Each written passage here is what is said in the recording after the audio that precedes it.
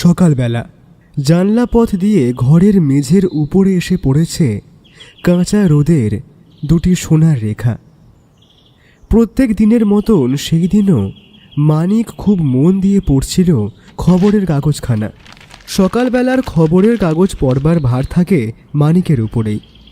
উল্লেখযোগ্য কোনো খবর থাকলেই সে জয়ন্তকে শোনাবার জন্যে পাঠ করত উচ্চ কণ্ঠে। জয়ন্ত টেবিলের সামনে চুপ করে বসেছিল। মধু এসে তাকে একখানা চিঠি দিয়ে গেল। খাম ছিঁড়ে সেই চিঠিখানা বের করে পড়তে পড়তে জয়ন্ত হঠাৎ ক্রুদ্ধস্বরে চিৎকার করে উঠল। খবরের কাগজ থেকে মুখ তুলে মানিক সবিস্ময়ে বললে, কি হলো গো বন্ধু, অগচ্ছা চক্রদে গর্জন কেন? জয়ন্ত সেই চিঠিখানা কুচি কুচি করে ছিঁড়ে ফেলে বললে, হ্যাঁ, দেশে উচ্চশ্রেণীর অপরাধীর অভাব হয়েছে এই কথা মানি বটে, কিন্তু তা বলে আমার এমন অধঃপতন হয়নি ভালো মামলার অভাবে টাকার লোভে হারানো কুকুরের উদ্দেশ্যে ছুটোছুটি করব।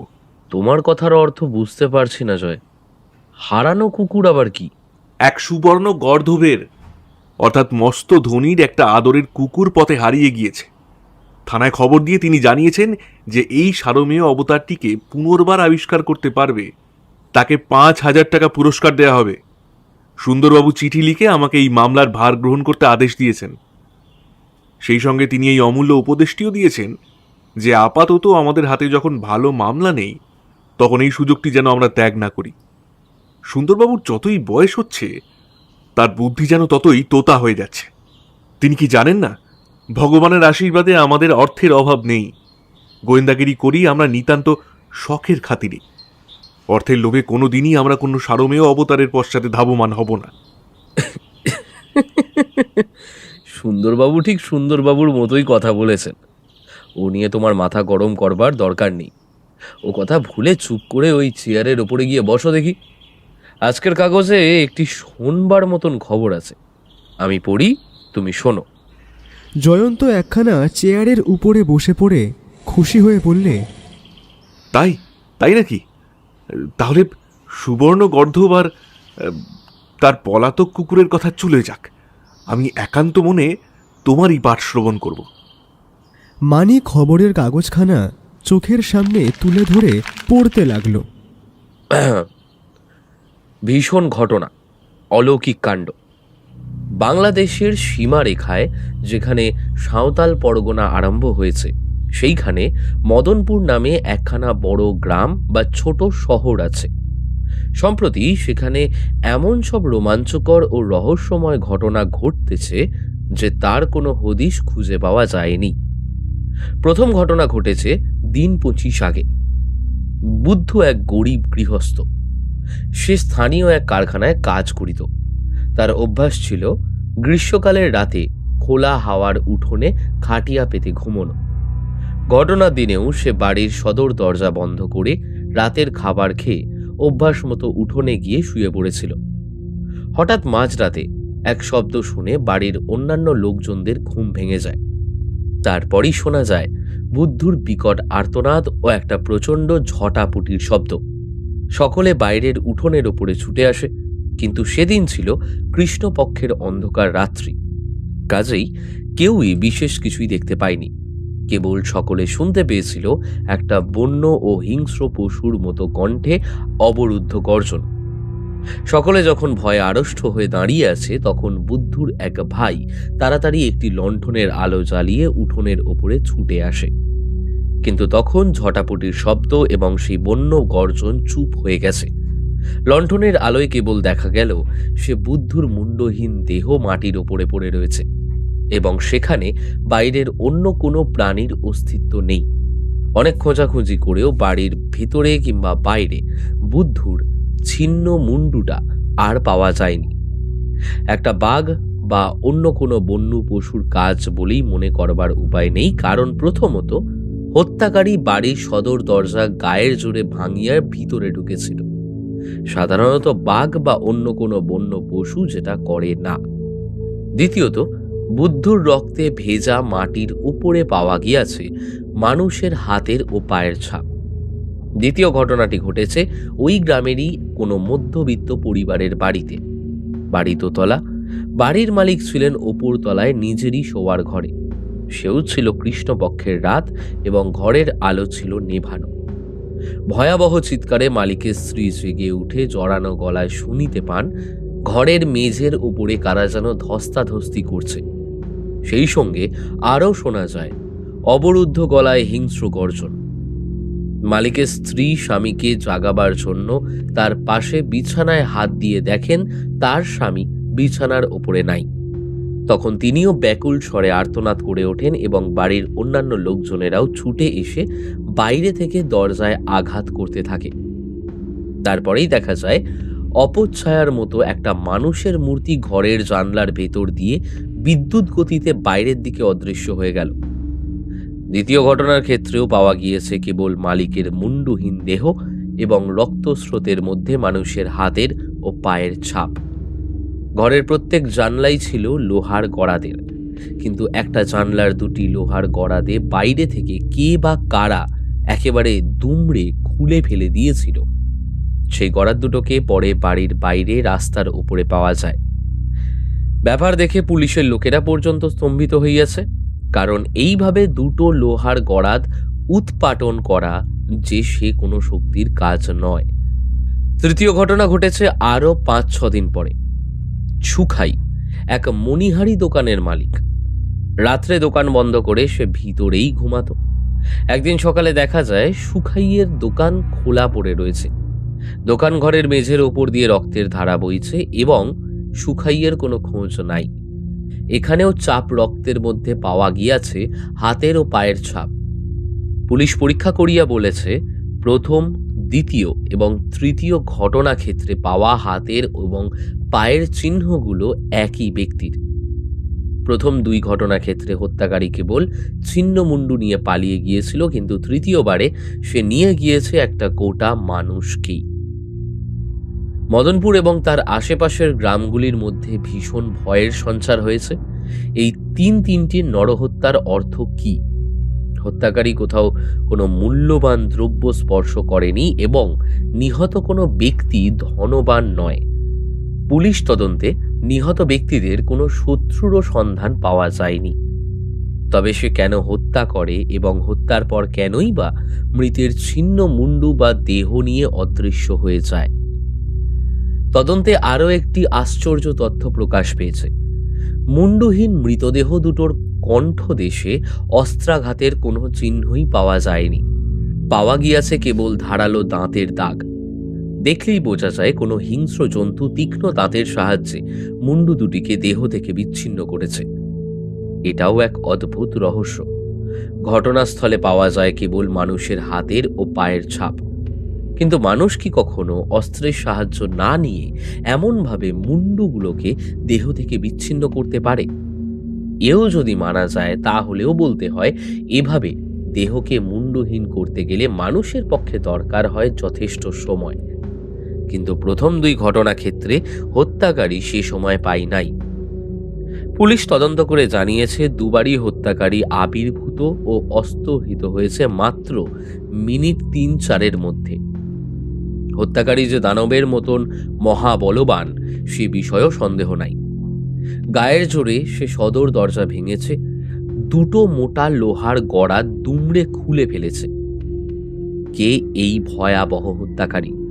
স্থানীয় বাসিন্দাদের দৃঢ় বিশ্বাস হত্যাকারী মানুষ নয় এবং ঘটনাগুলো হচ্ছে ভৌতিক ব্যাপার। কারোর মতে মদনপুরে পিশাচের আবির্ভাব হয়েছে, কারণ পিশাচেরাই এভাবে নররক্ত খেতে ভালোবাসে। স্থানীয় লোকেরা এত ভয় পেয়েছে যে সন্ধ্যের পর কেউ আর বাড়ির বাহিরে পা বাড়াতে ভরসা করছে না।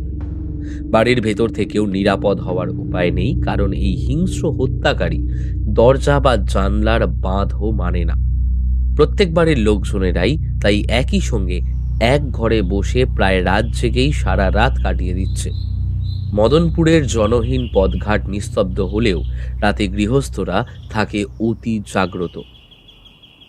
মানিকের পাঠ সাঙ্গ হল। জয়ন্ত চুপ করে বসে রইল খানিকক্ষণ। তারপর মৃদু স্বরে কেবল বললে, আশ্চর্য ব্যাপার বটে। কেবল আশ্চর্য কেন, অলৌকিক ব্যাপারও বলতে পারো। না, পৃথিবীতে যা ঘটে তাকে আমি অলৌকিক বা অপার্থিব ব্যাপার বলে মনে করি না। ওই ঘটনাগুলো শুনলে মনের ভিতরে অনেকগুলো প্রশ্ন জাগে, কিন্তু আমার বিশ্বাস উচিত মতো তদন্ত করলে প্রত্যেক প্রশ্নেরই স্বাভাবিক আর সঙ্গত উত্তর পাওয়া যেতে পারে। পুলিশ কিন্তু তদন্ত করে সদুত্তর দিতে পারেনি কিন্তু। পুলিশকে তুমি কি চেনো না মানিক? তার উপরে এক্ষেত্রে আবার তদন্ত করছে মফস্বলের পুলিশ। আমার কিন্তু এখনই মদনপুরে ছুটে যেতে ইচ্ছে করছে। আমারও, কিন্তু কেমন করে যাব? রহস্য ভেদ করবার জন্যে কেউ তো আমাদের আহ্বান করেনি। নাই বা করলে আমরা তো অনায়াসেই মদনপুরে বেড়াতে যেতে পারি। তা পারি বটে। তাহলে যাবার চেষ্টা করব নাকি? সুন্দরবাবু, দিন কয়েকের জন্য ছুটি নিয়ে আমাদের সঙ্গে মদনপুরে বেড়াতে যাবেন? রাখো তোমার মদনপুর। এদিকে আমার প্রাণ যায়। ঝুনঝুনওয়ালা মারোয়ারি ক্রমাগত ফোন করে আমাকে আর হাঁপ ছাড়তে দিচ্ছে না। ঝুনঝুনওয়ালা? হ্যাঁ গো হ্যাঁ। ওই যে আর একটা কুকুর হারিয়েছে। কুকুরের শোকে মানুষ যে এমন খেপে যায় তা আমি জানতুম না। জয়ন্ত, তুমি আমার চিঠি পেয়েছো তো? চুলো যাক আপনার চিঠি। ঝুনঝুনওয়ালা মারোয়ারি আর তার 5,000 টাকার পুরস্কার, ও ব্যাপারে আমি নেই। তার চেয়ে বসে পড়ুন, এই খবরের কাগজখানা পড়ুন। খবরের কাগজখানা পড়তে পড়তে সুন্দরবাবুর দুই চক্ষু ক্রমেই ছানা বড়ার মতন হয়ে উঠল। পড়া শেষ হলে পর ঘাড় নেড়ে তিনি বললেন, ঠিক ঠিক, আমারও সেই বিশ্বাস। অর্থাৎ? মদনপুরে পিশাচের আবির্ভাব হয়েছে। এসব পৈশাচিক কাণ্ড। এই পিশাচকে বন্দি করতে চান? পাগল, তুমি কি বলতে চাও জয়ন্ত? আমার এই কাঁচা মাথাটা আমি যেচে গিয়ে পিশাচের হাতে উপহার দান করব। আমরা আছি তো, আপনার ভয় কি? ভরসাই বা কি বাবা? পিশাচ কি তোমাদেরও মাথার দিকে দৃষ্টিপাত করবে না? দৃষ্টিপাত করবার আগেই তার হাতে পায়ে পড়বে বেরি। বাজে কথা রাখুন সুন্দরবাবু, ছুটি নিয়ে চলুন মদনপুরের দিকে। আমরা আপনাকে ছাড়ব না।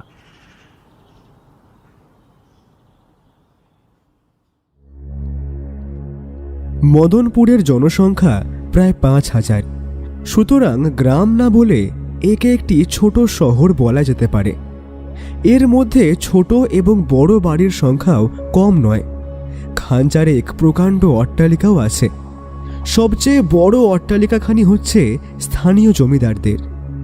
জমিদাররা যাতে বাঙালি নন বটে, তবে তাদের সাজগোজ, কথাবার্তা ও আচার ব্যবহার সবই খাঁটি বাঙালির মতোই। জমিদার বাড়ির যিনি কর্তা, তার নাম প্রতাপ নারায়ণ সিংহ। গেল বছর সরকার তাকে রায় বাহাদুর উপাধিতে ভূষিত করেছেন। মদনপুরের পূর্ব দিকে আছে একটি প্রান্তর। এত বড় প্রান্তর যে দেখলে মনে হয় তার বিস্তার দিক চক্রবাল রেখা পর্যন্ত। তারই পূর্ব দক্ষিণ কোণের দিকে তাকালে দেখা যায় বিশাল এক অরণ্য, এবং তারই মাঝে মাঝে আকাশের দিকে মাথা তুলে দাঁড়িয়ে আছে ছোট বড় পাহাড়। মদনপুরের খুব কাছেই প্রান্তরের উপর দিয়ে দুই তীরে শুভ্র বালুকা শয্যা বিছিয়ে রোদের আলোতে চিকমিকে হীরার হাড় বুনতে বুনতে ঝিরঝির বয়ে যাচ্ছে একটি ছোট নদী। কিন্তু বর্ষাকালে এই নদী আর ছোট্ট থাকে না। তখন দুই ধারের বালুকা শয্যা একেবারে অদৃশ্য হয়ে যায়, এবং তার গতিও হয় অত্যন্ত তুরন্ত ও দুরন্ত। মদনপুর থেকে প্রায় মাইল খানেক তফাতে নদীর ধারে প্রান্তরের উপরে ছিল একখানি সরকারি ডাকবাংলো। সুন্দরবাবু ও মানিককে নিয়ে তারই ভিতরে আশ্রয় গ্রহণ করলে জয়ন্ত। মদনপুরে গিয়ে তারা পৌঁছেছিল খুব ভোরবেলায়। খানিক বিশ্রাম করে জয়ন্ত বললে, সুন্দরবাবু, যেসব আশ্চর্য ঘটনা আমরা খবরের কাগজে পড়েছি সেগুলো ঘটেছে বেশ কিছুদিন আগে, সুতরাং আপাতত ঘটনাস্থলে গিয়ে কোনো লাভ নেই।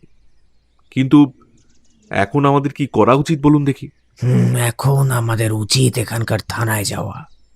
খবরের কাগজে যা প্রকাশ পায়নি, পুলিশের মুখ থেকেই আমরা তা জানতে পারবো। ঠিক বলেছেন। চলুন তবে থানার দিকেই যাই। থানায় গিয়ে দেখা গেল ইন্সপেক্টর জিতেনবাবু টেবিলের সামনে বসে এক মনে একখানা মস্ত বাঁধানো খাতার উপরে করছেন লেখনী চালনা। আগন্তুকদের দেখে খাতার থেকে মুখ তুলে তিনি ভ্রু সংকুচিত করে বললেন, কে মশাই আপনারা? এখানে কি দরকার? সুন্দরবাবু 2 পা এগিয়ে গিয়ে বললেন, আমরা কলকাতার লোক। আপনার সঙ্গে একটু আলাপ করতে এসেছি। জিতেনবাবু আবার খাতার দিকে মুখ নামিয়ে বললেন, এখন আমি অত্যন্ত ব্যস্ত, কারোর সঙ্গে আলাপ করবার সময় আমার নেই। বলেই তিনি আবার খাতার উপরে লেখনী চালনা করতে উদ্যত হলেন। সুন্দরবাবু এক গাল হেসে অমায়িকভাবে বললেন, কিন্তু আপনার সঙ্গে আলাপ করবার আমাদের কাছে সময় আছে। অধীনদের সঙ্গে 2-4টে কথাবার্তা কইলে বড়ই অন্যায় হবে কি? জিতেনবাবু আবার মুখ তুলে বিরক্ত কণ্ঠে বললেন, কে মশাই আপনারা? আমরা পরিচয় দিলে কি চিনতে পারবেন? আমাকে সবাই সুন্দরবাবু বলে ডাকে। আমি হচ্ছি কলকাতা পুলিশের একজন সামান্য ডিটেকটিভ ইন্সপেক্টর। আর এরা হচ্ছেন 2টি নবীন শৌখিন গোয়েন্দা। এর নাম জয়ন্তবাবু আর ওর নাম মানিকবাবু। আর কিছু পরিচয় জানতে চান কি? দেখতে দেখতে জিতেনবাবুর মুখের ভাব গেল বদলে। লেখনী ত্যাগ করে তাড়াতাড়ি দাঁড়িয়ে উঠে 2 হাত জোড় করে তিনি বললেন, আপনাদের সকলেরই নাম আমার কাছে অত্যন্ত পরিচিত। দয়া করে আমার অসভ্যতাকে ক্ষমা করবেন আপনারা। দেখুন, পুলিশে চাকরি করি, দিনরাত যত বাজে লোকে এসে জ্বালাতন করে, কাজেই মাঝে মাঝে আত্মরক্ষার জন্যই লোকের সঙ্গে রূঢ় ব্যবহার করতে হয় আর কি। সুন্দরবাবু, জয়ন্তবাবু, মানিকবাবু, অনুগ্রহ করে আপনারা আসন গ্রহণ করুন। বলে তিনি নিজেই এগিয়ে এসে 3 জনের কাছে 3খানা চেয়ার টেনে এনে স্থাপন করলেন। সুন্দরবাবু, জয়ন্ত ও মানিক আসন গ্রহণ করলে পর জিতেনবাবু হাসতে হাসতে আবার বললেন, আপনারা যে কেন এখানে এসেছেন আমি তা বেশ অনুমান করতে পারছি। পারছেন নাকি? নিশ্চয়ই। মদনপুরে যে আশ্চর্য ঘটনাগুলো ঘটছে, খবরের কাগজে তাই পাঠ করেই আপনারা যে কৌতূহলী হয়ে এখানে ছুটে এসেছেন, সে বিষয়ে আমার কোনোই সন্দেহ নেই। যখন বুঝতেই পেরেছেন তখন আমাদের আর কোনো গৌরচন্দ্রিকা করবার দরকার নেই। কিন্তু জানেন মশাই, আমার কৌতূহল মোটেই প্রবল নয়। আমি এই পৈশাচিক কাণ্ডের ভেতরে আবির্ভূত হওয়ার জন্য একেবারেই প্রস্তুত ছিলুম না। জয়ন্ত আর মানিকই আমাকে জোর করে এখানে নিয়ে এসেছে। এই 2 ডানপিতে ছোকরার জন্য শেষটায় আমাকে বেঘরে প্রাণ হারাতে হবে দেখছি। জয়ন্তবাবু, মানিকবাবু, আপনারা দয়া করে এখানে এসেছেন বলে আমি অতিশয় আনন্দিত হয়েছি। আপনাদের কীর্তির কথা কে না জানে। এই রকম এক অদ্ভুত আর জটিল মামলায় আমি যদি আপনাদের সাহায্য পাই তাহলে নিজেকে কৃতার্থ বলে মনে করব। আমি তো মশাই হতভম্ব হয়ে গেছি। প্রাণপণে তদন্ত করেও কোনোই খেই পাচ্ছি না। সমস্তই ভৌতিক ব্যাপার বলে মনে হচ্ছে। সুন্দরবাবু জানেন, এর আগেও আমরা ভৌতিক ব্যাপারের মধ্যে গিয়ে পড়বার সুযোগ পেয়েছি, কিন্তু ভূত সেখানে আমাদের মতো ক্ষুদ্র ব্যক্তির কাছেই রীতিমতো ঢিঠ হয়ে গিয়েছিল। তুমি বুঝি সেই মানুষ পিশাচ মামলাটার কথা বলছো? হ্যাঁ, কিন্তু সে কথা এখন থাক। জিতেনবাবু, এলাকার মামলার বিবরণ খবরের কাগজে যেটুকু পড়েছি, ইতিমধ্যে আপনি তার চেয়ে বেশি কিছু অগ্রসর হতে পেরেছেন কি? জিতেনবাবু হতাশভাবে মাথা নাড়তে নাড়তে বললেন, মোটেই নয় মশাই, মোটেই নয়। এ মামলার ভিতরে ঢোকবার শক্তি কোনো মানুষের আছে বলে আমি বিশ্বাস করি না। এক অসম্ভব মামলা। জয়ন্ত অল্পক্ষণ স্তব্ধ হয়ে রইল। তারপর ধীরে ধীরে বললে, জিতেনবাবু, খবরের কাগজের রিপোর্টে যেটুকু পড়েছি তার বেশি আর কিছুই আমি জানি না। হত্যাকারী প্রথম 2 ঘটনা ক্ষেত্রে মানুষের মুন্ডু নিয়ে পালিয়েছিল, কিন্তু তৃতীয় ঘটনা ক্ষেত্রে সে হত ব্যক্তির সমস্ত দেহটাকে সঙ্গে করে নিয়ে গিয়েছিল। এর কারণ কি আপনি বলতে পারেন? আমি কিছুই বলতে পারি না। আমি এখন অকুল সমুদ্রে পড়ে হাবুডুবু খাচ্ছি, বুঝেছেন মশাই? আমার কি মনে হয় জানেন, প্রথম 2 ঘটনা ক্ষেত্রেই আক্রান্ত 2 ব্যক্তির আর্তনাদ শুনে বাড়ির লোকজনেরা সবাই ছুটে এসেছিল।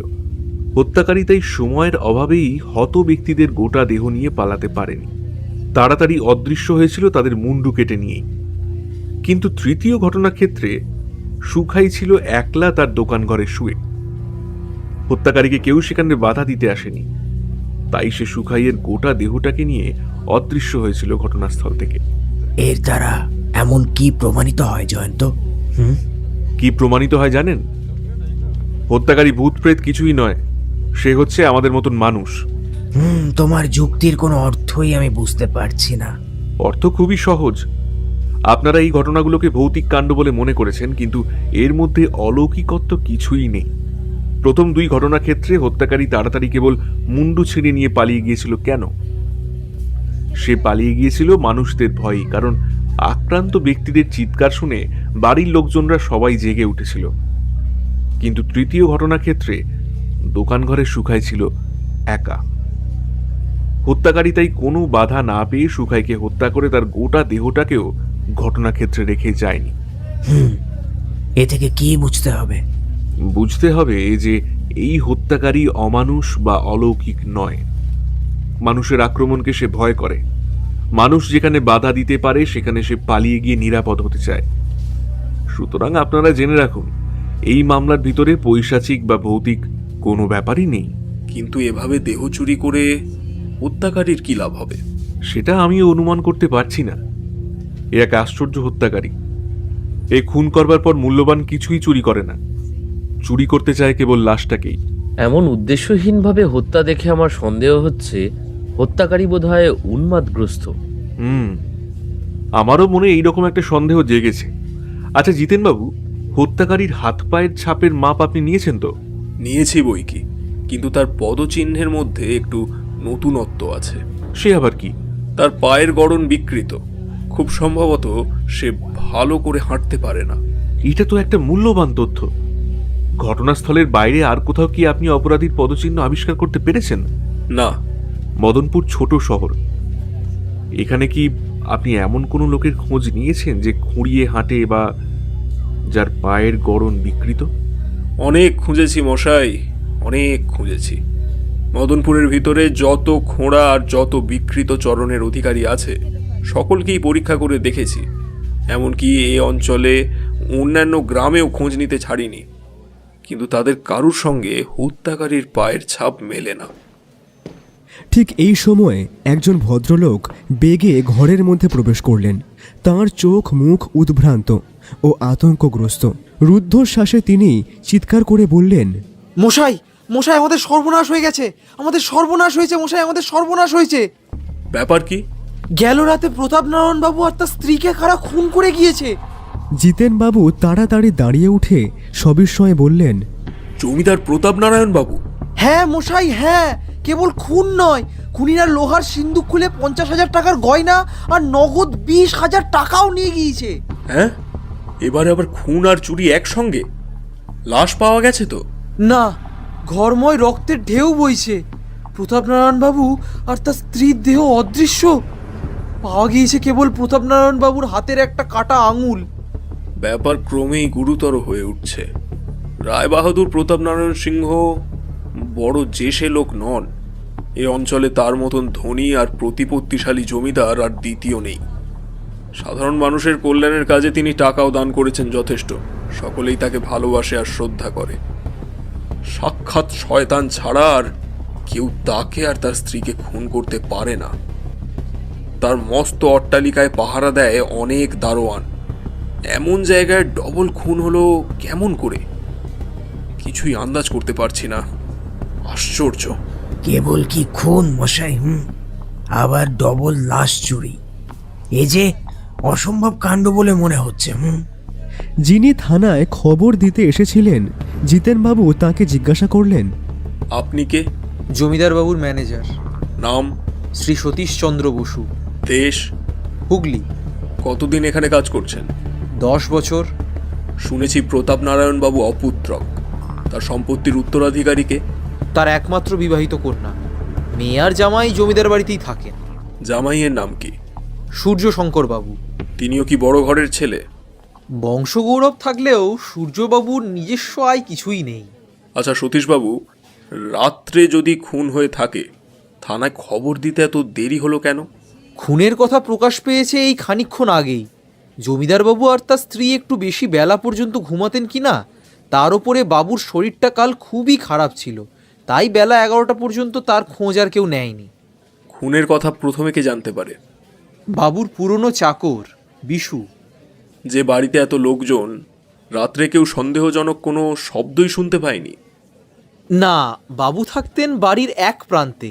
তিনি নির্জনতা প্রিয় ছিলেন বলে তার শোবার ঘরের কাছাকাছি কোনো ঘরেই কেউ বাস করতো না। ধরতে গেলে বাবুর মহলটা ছিল প্রায় বাড়ি থেকে বিচ্ছিন্ন। জমিদার বাবু কোন তলায় থাকতেন? দোতলায়। বাবুর ঘর ছিল দোতলায়। খুনিরা নিশ্চয়ই দলে ভারী ছিল, নইলে তারা দোতলা থেকে দুটো মৃতদেহ নিয়ে পালাতে পারতো না। কিন্তু তারা কেমন করে ঘরের ভিতর ঢুকেছিল সেটা কিছু আন্দাজ করতে পেরেছেন? জমিদার বাড়ির দোতলার কোনো ঘরের জানলাতেই কোনো গরাদ নেই। বাগান থেকে মই বেয়ে যদি কেউ দোতলার বারান্দায় ওঠে তাহলে সে অনায়াসেই যে কোনো ঘরের ভিতর প্রবেশ করতে পারবে। হঠাৎ মইয়ের কথা তুললেন কেন? বাবুর মহলের দিকে বাগানে একখানা রক্তমাখা মই পাওয়া গিয়েছে কি না? রক্তমাখা? আজ্ঞে হ্যাঁ। মইখানা কার? বাগানের মালিদের। মইখানা কোথায় থাকতো? মালিদের ঘরের পাশেই। সতীশবাবু, আপনি বললেন জমিদার বাবুর শোবার ঘরের মেঝে হয়েছে রক্তময়। সেখানে একটা বিষয় লক্ষ্য করেছেন কি? কি বিষয় বলুন? রক্তের ভিতরে অনেকগুলো হাত আর পায়ের ছাপ। হাত আর পায়ের ছাপ? না মশাই, ওসব আমরা কিছুই দেখতে পাইনি। চারিদিকে দেখেছি খালি রক্ত আর জমাট জমাট রক্ত। আর খালি কি মেঝেই, ঘরের দেওয়ালের গায়েও তো রক্ত আর রক্তের ধারা। সেই ভীষণ রক্তাক্ত ঘরের কথা ভাবলেও আমার বুক এখনো ধড়ফড় করে উঠছে। এমন দৃশ্য জীবনে আর কখনো দেখিনি, এমন দৃশ্য আর জীবনে কখনো দেখতেও চাই না। ঘটনাস্থল থেকে মূল্যবান কিছু চুরি গিয়েছে? বিশেষ কিছু নয়। বিশেষ কিছু নয় মানে? জমিদারবাবুর ঘরে মূল্যবান দ্রব্য আর নগদ টাকা কড়িও ছিল যথেষ্ট। হত্যাকারী ইচ্ছা করলে সেসব খুব সহজেই নিয়ে চলে যেতে পারত, কিন্তু সে সেসব কিছুই স্পর্শ করেনি। তবে জমিদার গৃহিণীর দেহের সঙ্গে যে অলংকারগুলি ছিল সেইগুলি অদৃশ্য হয়েছে, কিন্তু সেগুলির ওপর তো হত্যাকারীর বিশেষ লোভ থাকবার কথা নয়। কেন? জমিদার গৃহিণী ছিলেন একজন অত্যন্ত সাদাসিধে মানুষ। মূল্যবান অলংকার পরতে তিনি মোটেও ভালোবাসতেন না। সদবা বলে বাধ্য হয়ে আট পরে যে 2-4খানি গয়না পরতেন তার দাম বোধ হয় কত 300-400 টাকার বেশি নয়। হত্যাকারী নিশ্চয়ই সেই তুচ্ছ গয়নার লোভে এমন ডবল খুন করতে আসেনি। সতীশবাবুর মুখের দিকে কিছুক্ষণ নীরবে তাকিয়ে থেকে জিতেনবাবু বললেন, আপনাকে তো বেশ বুদ্ধিমান ব্যক্তি বলেই মনে হচ্ছে। এর মধ্যেই এই হত্যাকাণ্ড নিয়ে আপনি বিলক্ষণ মস্তিষ্ক চালনা করেছেন দেখছি। হ্যাঁ, আপনি যথার্থ কথাই বলেছেন। অর্থলোভে এই হত্যাকাণ্ড হয়নি। এখানে এর আগে আরও যে 3টি হত্যাকাণ্ড হয়েছে তার মধ্যেও হত্যাকারীর অর্থলোভের পরিচয় পাওয়া যায়নি। এই অদ্ভুত হত্যাকারী চায় কেবল মানুষের দেহ। জিতেনবাবু চেয়ার থেকে উঠে দাঁড়িয়ে বললেন, আপাতত আমার কোনো জিজ্ঞাসা নেই। এইবার ঘটনাস্থলের দিকে যাত্রা করা যাক। সুন্দরবাবু, আপনারাও কি আমার সঙ্গী হবেন? আদেশ পেলেই সঙ্গী হতে পারি। বিলক্ষণ। এ আমার আদেশ নয়, বিনীত অনুরোধ। আপনি হচ্ছেন কলকাতা পুলিশের ডিটেকটিভ, আর জয়ন্তবাবুদের শক্তির কথা দেশের কে না জানে। আপনাদের সাহায্য লাভ করা বড় কম কথা নয়, জানেন তো। 10 মিলে করি কাজ, হারি জিতি নাহি লাজ। এবারেও যদি হারি তাহলে শ্রেষ্ঠদেরই সঙ্গে হারব। উপরওয়ালারা আর হুমকি দিতে পারবেন না। পুলিশের থানা থেকে জমিদার বাড়ি বেশি দূরে নয়। 10 মিনিটের মধ্যে সকলেই যথাস্থানে গিয়ে হাজির হলেন। প্রকাণ্ড একটা অট্টালিকা, দেখলেই মনে হয় যেন রাজার প্রাসাদ। আর সেই অট্টালিকার চারিধার ঘিরে রয়েছে অনেক বিঘে জমি জুড়ে মস্ত এক বাগান। সেই বাগানে খালি ফুলের গাছ নয়, বহু সুবৃহৎ বনস্পতির মতো বৃক্ষেরও অভাব নেই। এক একটি গাছ দেখলেই বোঝা যায় তাদের বয়স অন্তত শতাধিক বৎসরের কম নয়, এবং উদ্যানের কোনো কোনো স্থানে আশ্রয় নিয়েছে রীতিমতো জঙ্গল ও ঝোপঝাপ। জয়ন্ত সেই দিকে সকলের দৃষ্টি আকর্ষণ করে বলল, দেখছি প্রতাপনারায়ণবাবু তার বাগানের সবটাকেই নিজের আয়ত্তের মধ্যে আনতে পারেননি। বাগানের ফটকে বন্দুক ঘাড়ে করে দারোয়ান পাহারা দিচ্ছে, আর এর চারিধারে রয়েছে মাত্র হাত 10 উঁচু পাঁচিল। সন্ধ্যার অন্ধকারে দারোয়ানদের চোখে ধুলো দিয়ে যে কোনো মূর্তিমান বিপদ ওই পাঁচিল ডিঙিয়ে এখানকার যে কোনো ঝোপঝাপের ভিতর গা ঢাকা দিয়ে থাকতে পারে। এমন জায়গায় অনেক দারোয়ান নিযুক্ত করলেও কেউ কোনো দিন নিরাপদ হতে পারবে না। জমিদার বাড়ির কাছে গিয়ে দেখা গেল বাগানের সেই অংশটা বেশ সযত্নে রাখা হয়েছে। সেখানে জঙ্গল বা ঝোপঝাপের কোনো অত্যাচার নেই। একটি সরোবরে পরিষ্কার নীল জল থই থই করছে। চারিদিকে রয়েছে দেশি ও বিলেতি ফুল গাছের নানা রকম বর্ণবৈচিত্র্য। অট্টালিকার একটি প্রান্তে গিয়ে উপস্থিত হয়ে সতীশবাবু বললেন, এই হচ্ছে আমাদের বাবুর মহল। একেবারে শেষের দিকে বারান্দায় ওইখানটায় আছে বাবুর ঘর। খুন হয়েছে ওই ঘরেই। আর ওই দেখুন, সেই মইখানা পড়ে রয়েছে। ওই মইখানার উপরে আজ আপনারা কেউ হাত দিয়েছেন কি? না মশাই, সবাইকেই তো ওই মইয়ের ওপর হাত দিতে আমি মানা করেছি। কেন? আমি নিতান্তই বোকা লোক নই মশাই। আমার ঘরে রাশি রাশি ইংরেজি ডিটেকটিভ গল্পের বই আছে। আমি বেশ জানি যেখানে খুন হয় পুলিশ না আসা পর্যন্ত সেখানকার কোনো জিনিসেই হস্তক্ষেপ করতে নেই। ধীরে ধীরে সেই মইয়ের কাছে গিয়ে মাটির উপরে বসে পড়ল। তারপর পকেট থেকে একখানা আতস কাঁচ বের করে অত্যন্ত মনোযোগ দিয়ে সেই মইখানা পরীক্ষা করতে লাগল। মিনিট 2 পরে আবার উঠে দাঁড়িয়ে বললে, জিতেনবাবু, এই মইয়ের কাছে একজন চৌকিদারকে দাঁড় করিয়ে রেখে যান। কেন বলুন দেখি? এই রক্তমাখা মইয়ের উপরে অনেকগুলো হাতের আঙুলের ছাপ আছে। এই ছাপগুলো পরে আমাদের কাজে লাগবে। সেখান থেকে সবাই বাড়ির ভিতরে ঢুকে দোতলার সেই ঘটনাস্থলে এসে হাজির হলো। সতীশবাবু যা বলেছেন মিথ্যে নয়। ঘরের ভিতরটা দেখলে যে কোনো লোকের চোখ আর মন স্তম্ভিত না হয়ে পারে না। রক্ত রক্ত রক্ত, চারিদিকে কেবল রক্তধারার বীভৎস উচ্ছ্বাস। পালঙ্কের বিছানার উপরে রক্ত, চারিধারে দেওয়ালের গায়ে রক্ত, আর ঘরের সমস্ত মেঝে জুড়ে জমে আছে রোমাঞ্চকর রক্তের ধারা। গেল 3 বার 3টে খুন হয়েছে। 3 জায়গাতেই দেখেছি রক্তের উপরে অনেকগুলো করে হাত আর পায়ের ছাপ, কিন্তু এখানে রক্তের উপরে কোনো ছাপই দেখতে পাচ্ছি না। খুনিরা যেন সন্তর্পণে কাজ করেছে। রক্তের মধ্যে নিজের হাত পায়ের কোনো ছাপই পড়তে দেয়নি। এ রহস্য বুঝতে পারছি না। তখন জয়ন্ত মেঝের উপরে তাকিয়েছিল তীক্ষ্ণ দৃষ্টিতে। হঠাৎ সে বসে পড়ে সেই রক্তময় মেঝের উপর থেকে কি একটা তুলে নিয়ে পরীক্ষা করতে লাগল। জিতেনবাবু জিজ্ঞাসা করলেন, ওটা কি দেখছেন জয়ন্তবাবু? হাড়ের ছোট্ট একটি টুকরো। হাড়ের ছোট্ট একটি টুকরো, কিন্তু ঘরের ওই কোণে একটা গোটা আঙুলি পড়ে রয়েছে। সেটা দেখতে পেয়েছেন কি? নিশ্চয়ই দেখেছি, কিন্তু এখানে একটা হাড়ের টুকরোই নেই। চেয়ে দেখুন, রক্তের ভিতরে আরো অনেকগুলো হাড়ের টুকরো রয়েছে। এ থেকে আপনি কি অনুমান করছেন জয়ন্তবাবু? অনুমান? না, অনুমান নয়। এত বেশি হাড়ের টুকরো দেখে আমি বেশ বুঝতে পারছি খুনিরা এখানে বসে এক বীভৎস কাজ করেছে। বীভৎস কাজ? সে আবার কি? খুনিরা কোনো ধারালো অস্ত্র দিয়ে মৃত ব্যক্তিদের দেহ দুটোকে খণ্ড বিখণ্ড করেছে। কিন্তু আগের 3 ঘটনা ক্ষেত্রে খুনি কোনো রকম অস্ত্র ব্যবহার করেনি। এখানে তার ব্যতিক্রম হলো কেন? এই প্রশ্নের উত্তর পরে পাবেন। আপাতত এই ঘরের ভিতরে আমাদের আর দেখবার কিছুই নেই। এইবার হচ্ছে আমাদের শোনবার পালা। এখন বাড়ির লোকজনরা কালকে রাত্রের কথা কি বলেন সেটা শোনা যাক। একে একে ডাকুন সবাইকে। ঠিক সেই সময়ে একজন চৌকিদার দরজার বাইরে ঘরের সামনে এসে দাঁড়িয়ে সেলাম ঠুকলে জিতেনবাবুকে। জিতেনবাবু তাকে দেখেই ক্রুদ্ধ স্বরে বলে উঠলেন, তুমি এখানে কেন? তোমাকে না মইয়ের সামনে দাঁড়িয়ে পাহারা দিতে বলেছিলুম? যে হুজুর, কিন্তু একজন লোক গিয়ে আমাকে বললে আপনি নাকি আমাকে ডেকেছেন। আমি তোমাকে ডেকেছি? কে বললে তোমাকে এই কথা? আমি তাকে চিনি না হুজুর। না, আমি তোমাকে ডাকিনি। যাও সেই মইয়ের কাছে গিয়ে পাহারা দাও। সেখানে আর কাউকে যেতে দিও না। জয়ন্ত মৃদু হেসে বললে, আর পাহারা দেবার দরকার নেই জিতেনবাবু। আমি বেশ বুঝতে পারছি, মই যেখানে ছিল সেখানে গেলে আর সে মই খুঁজে পাওয়া যাবে না। আমি ভুল করেছি। মইয়ের উপরে যে হাতের আঙুলের ছাপ ছিল, এ কথা প্রকাশ্যে আমার বলা উচিত হয়নি। আপনার কথার অর্থ কি?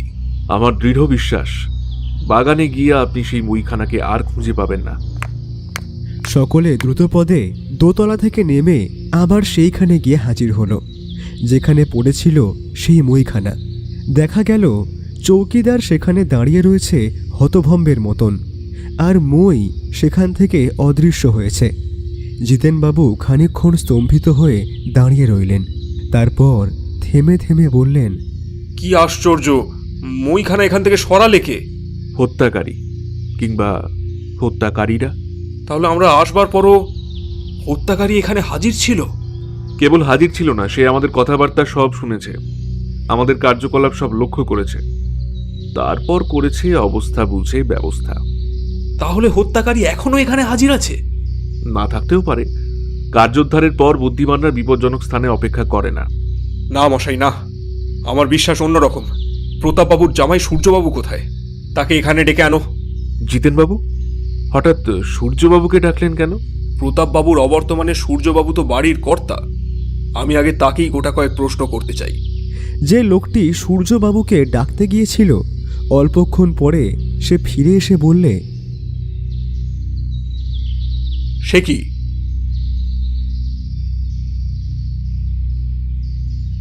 সূর্যবাবুর শ্বশুর শাশুড়ি খুন হয়েছেন, পুলিশ এসেছে বাড়িতে তদন্ত করতে, আর সূর্যবাবু সব জেনে শুনেও বাড়ি থেকে বেরিয়ে গেলেন। এর অর্থ কি? এর অর্থ কি? জিতেনবাবু, আপনি সুন্দরবাবুকে নিয়ে তদন্তে নিযুক্ত থাকুন। মানিককে নিয়ে আমি একটু এদিকে ওদিকে ঘুরে আসি। হঠাৎ তোমার এদিকে ওদিকে ঘুরবার শখ হলো কেন বলো দেখি? এখানকার রহস্যময় ব্যাপার দেখে আমি দস্তুর মতো হতভম্ব হয়ে গিয়েছি। খানিকটা সুশীতল বায়ু সেবন না করলে মস্তিষ্ক আমার প্রকৃতিস্থ হবে না। অন্য তদন্তের আগে আমি চাই সূর্যবাবুকে। কেন? তার উপরে আমার সন্দেহ হচ্ছে। কিরকম সন্দেহ? আমার বোধ হচ্ছে পুলিশের প্রশ্ন এড়াবার জন্যই সূর্যবাবু এখান থেকে সরে পড়েছেন। তিনি পুলিশের প্রশ্ন এড়াতে চাইবেন কেন? কে বলতে পারে এই খুনের সঙ্গে তিনিই কোনো না কোনো দিক দিয়ে জড়িত নেই? আপনার সন্দেহ সত্য হতেও পারে, আবার নাও হতে পারে। আপাতত এসব নিয়ে আমার মাথা কামাবার শক্তি নেই। এসো মানিক। মাথা নিচু করে যেন কি ভাবতে ভাবতে জয়ন্ত অগ্রসর হল। মানিক চলল পিছনে পিছনে। খানিকটা এগিয়ে গিয়ে মানিক বললে, বন্ধু, হঠাৎ তুমি মিথ্যে কথা বললে কেন? কি মিথ্যা কথা? ওই যে বললে এখানকার ব্যাপার দেখে তুমি হতভম্ব হয়ে গিয়েছো। এত সহজে তুমি হতভম্ব হবে এমন অসম্ভব কথা আমি বিশ্বাস করতে রাজি নই। সাবাস ভায়া, তুমি ঠিক ধরেছ। তাই তো কথায় বলে, শালুক চিনেছে গোপাল ঠাকুর। তোমাকে আমি চিনব না তো চিনবেটা কে? এও ঠিক। দেখো মানিক, মইয়ের উপরে রক্তমাখা আঙুলের ছাপ আছে, প্রকাশ্যে এই কথা বলেছিলুম বলেই মইখানা এখান থেকে অদৃশ্য হয়েছে। আবার মনের কথা প্রকাশ করে দ্বিতীয়বার আমি বিপদে পড়তে চাই না। বিপদ? কিসের বিপদ? হত্যাকারীর চর এখনো হয়তো এখানে হাজির আছে।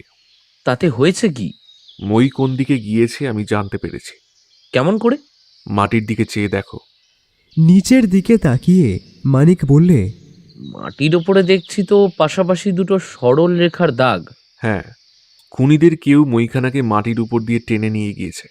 মই তো উঁচু করে তুলে নিয়ে যেতেই পারত, মাটির ওপর দিয়ে টেনে নিয়ে যাওয়ার কারণটা কি? সে হেঁট হয়ে মইখানাকে নিয়ে গিয়েছে। কেন?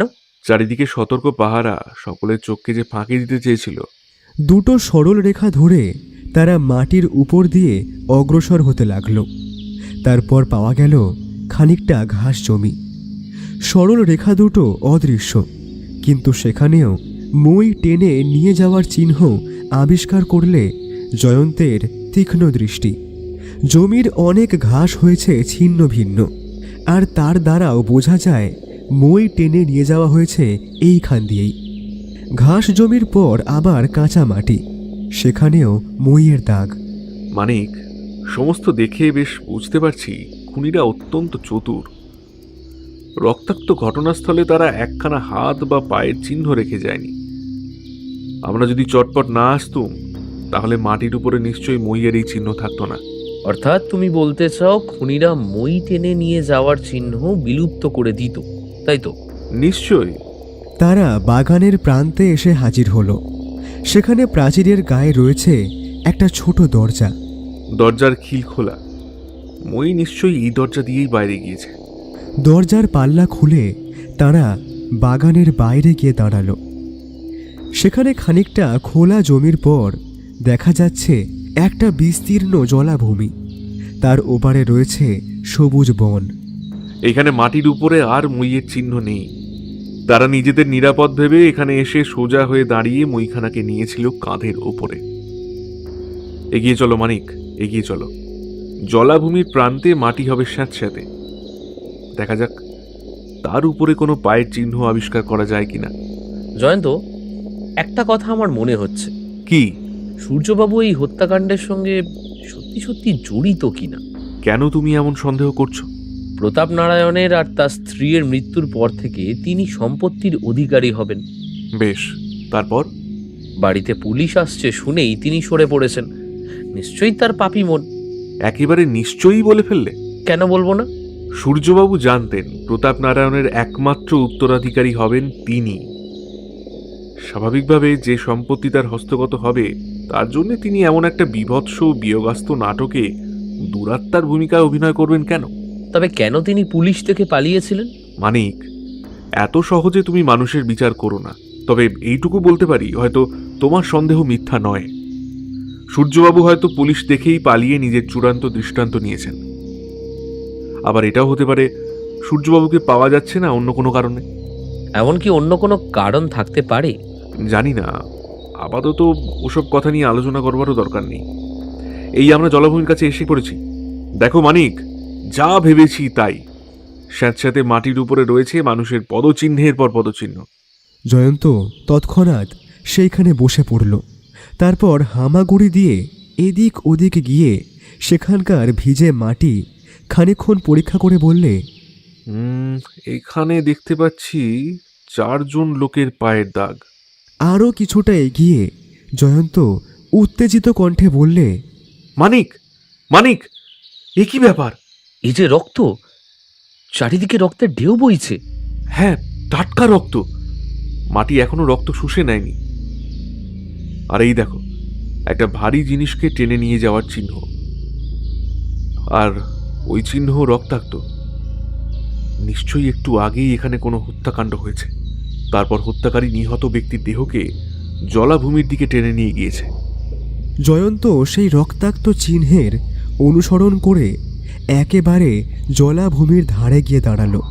তারপর হঠাৎ জামা খুলে মালকোচা মেরে কাপড় পরে জলাভূমির ভিতরে গিয়ে পড়ল। প্রায় 1 কোমর জল। খানিকক্ষণ হেঁট হয়ে জলের তলায় হাত চালাতে চালাতে জয়ন্ত বলে উঠল,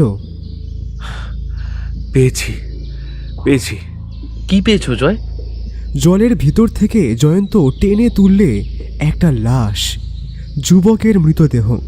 মানিক অভিভূত কণ্ঠে বললে, ও আবার কি?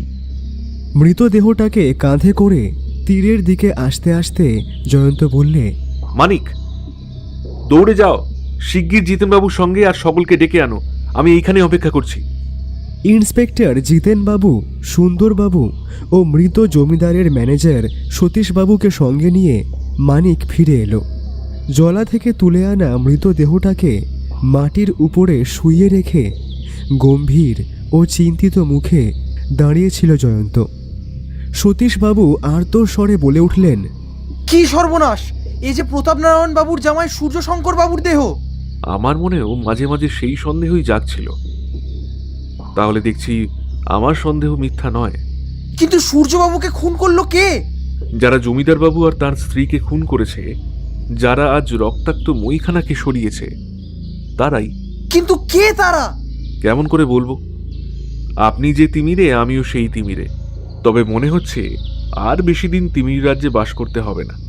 জিতেনবাবু সাগ্রহে জিজ্ঞাসা করলেন, জয়ন্তবাবু, তাহলে আপনি কোনো হদিশ পেয়েছেন? বিশেষ কিছুই নয়। সতীশবাবু, আপনাকে দু চারটে কথা জিজ্ঞাসা করতে চাই।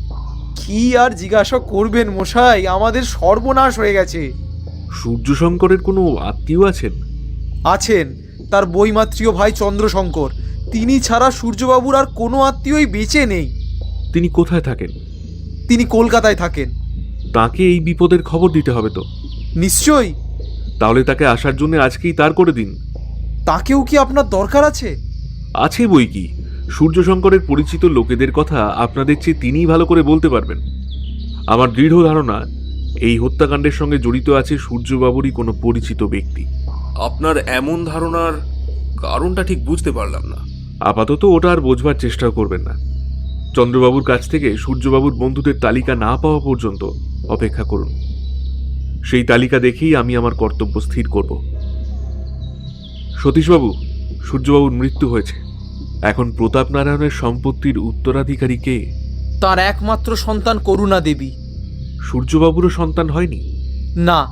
জয়ন্ত স্তব্ধ হয়ে ভাবতে লাগল।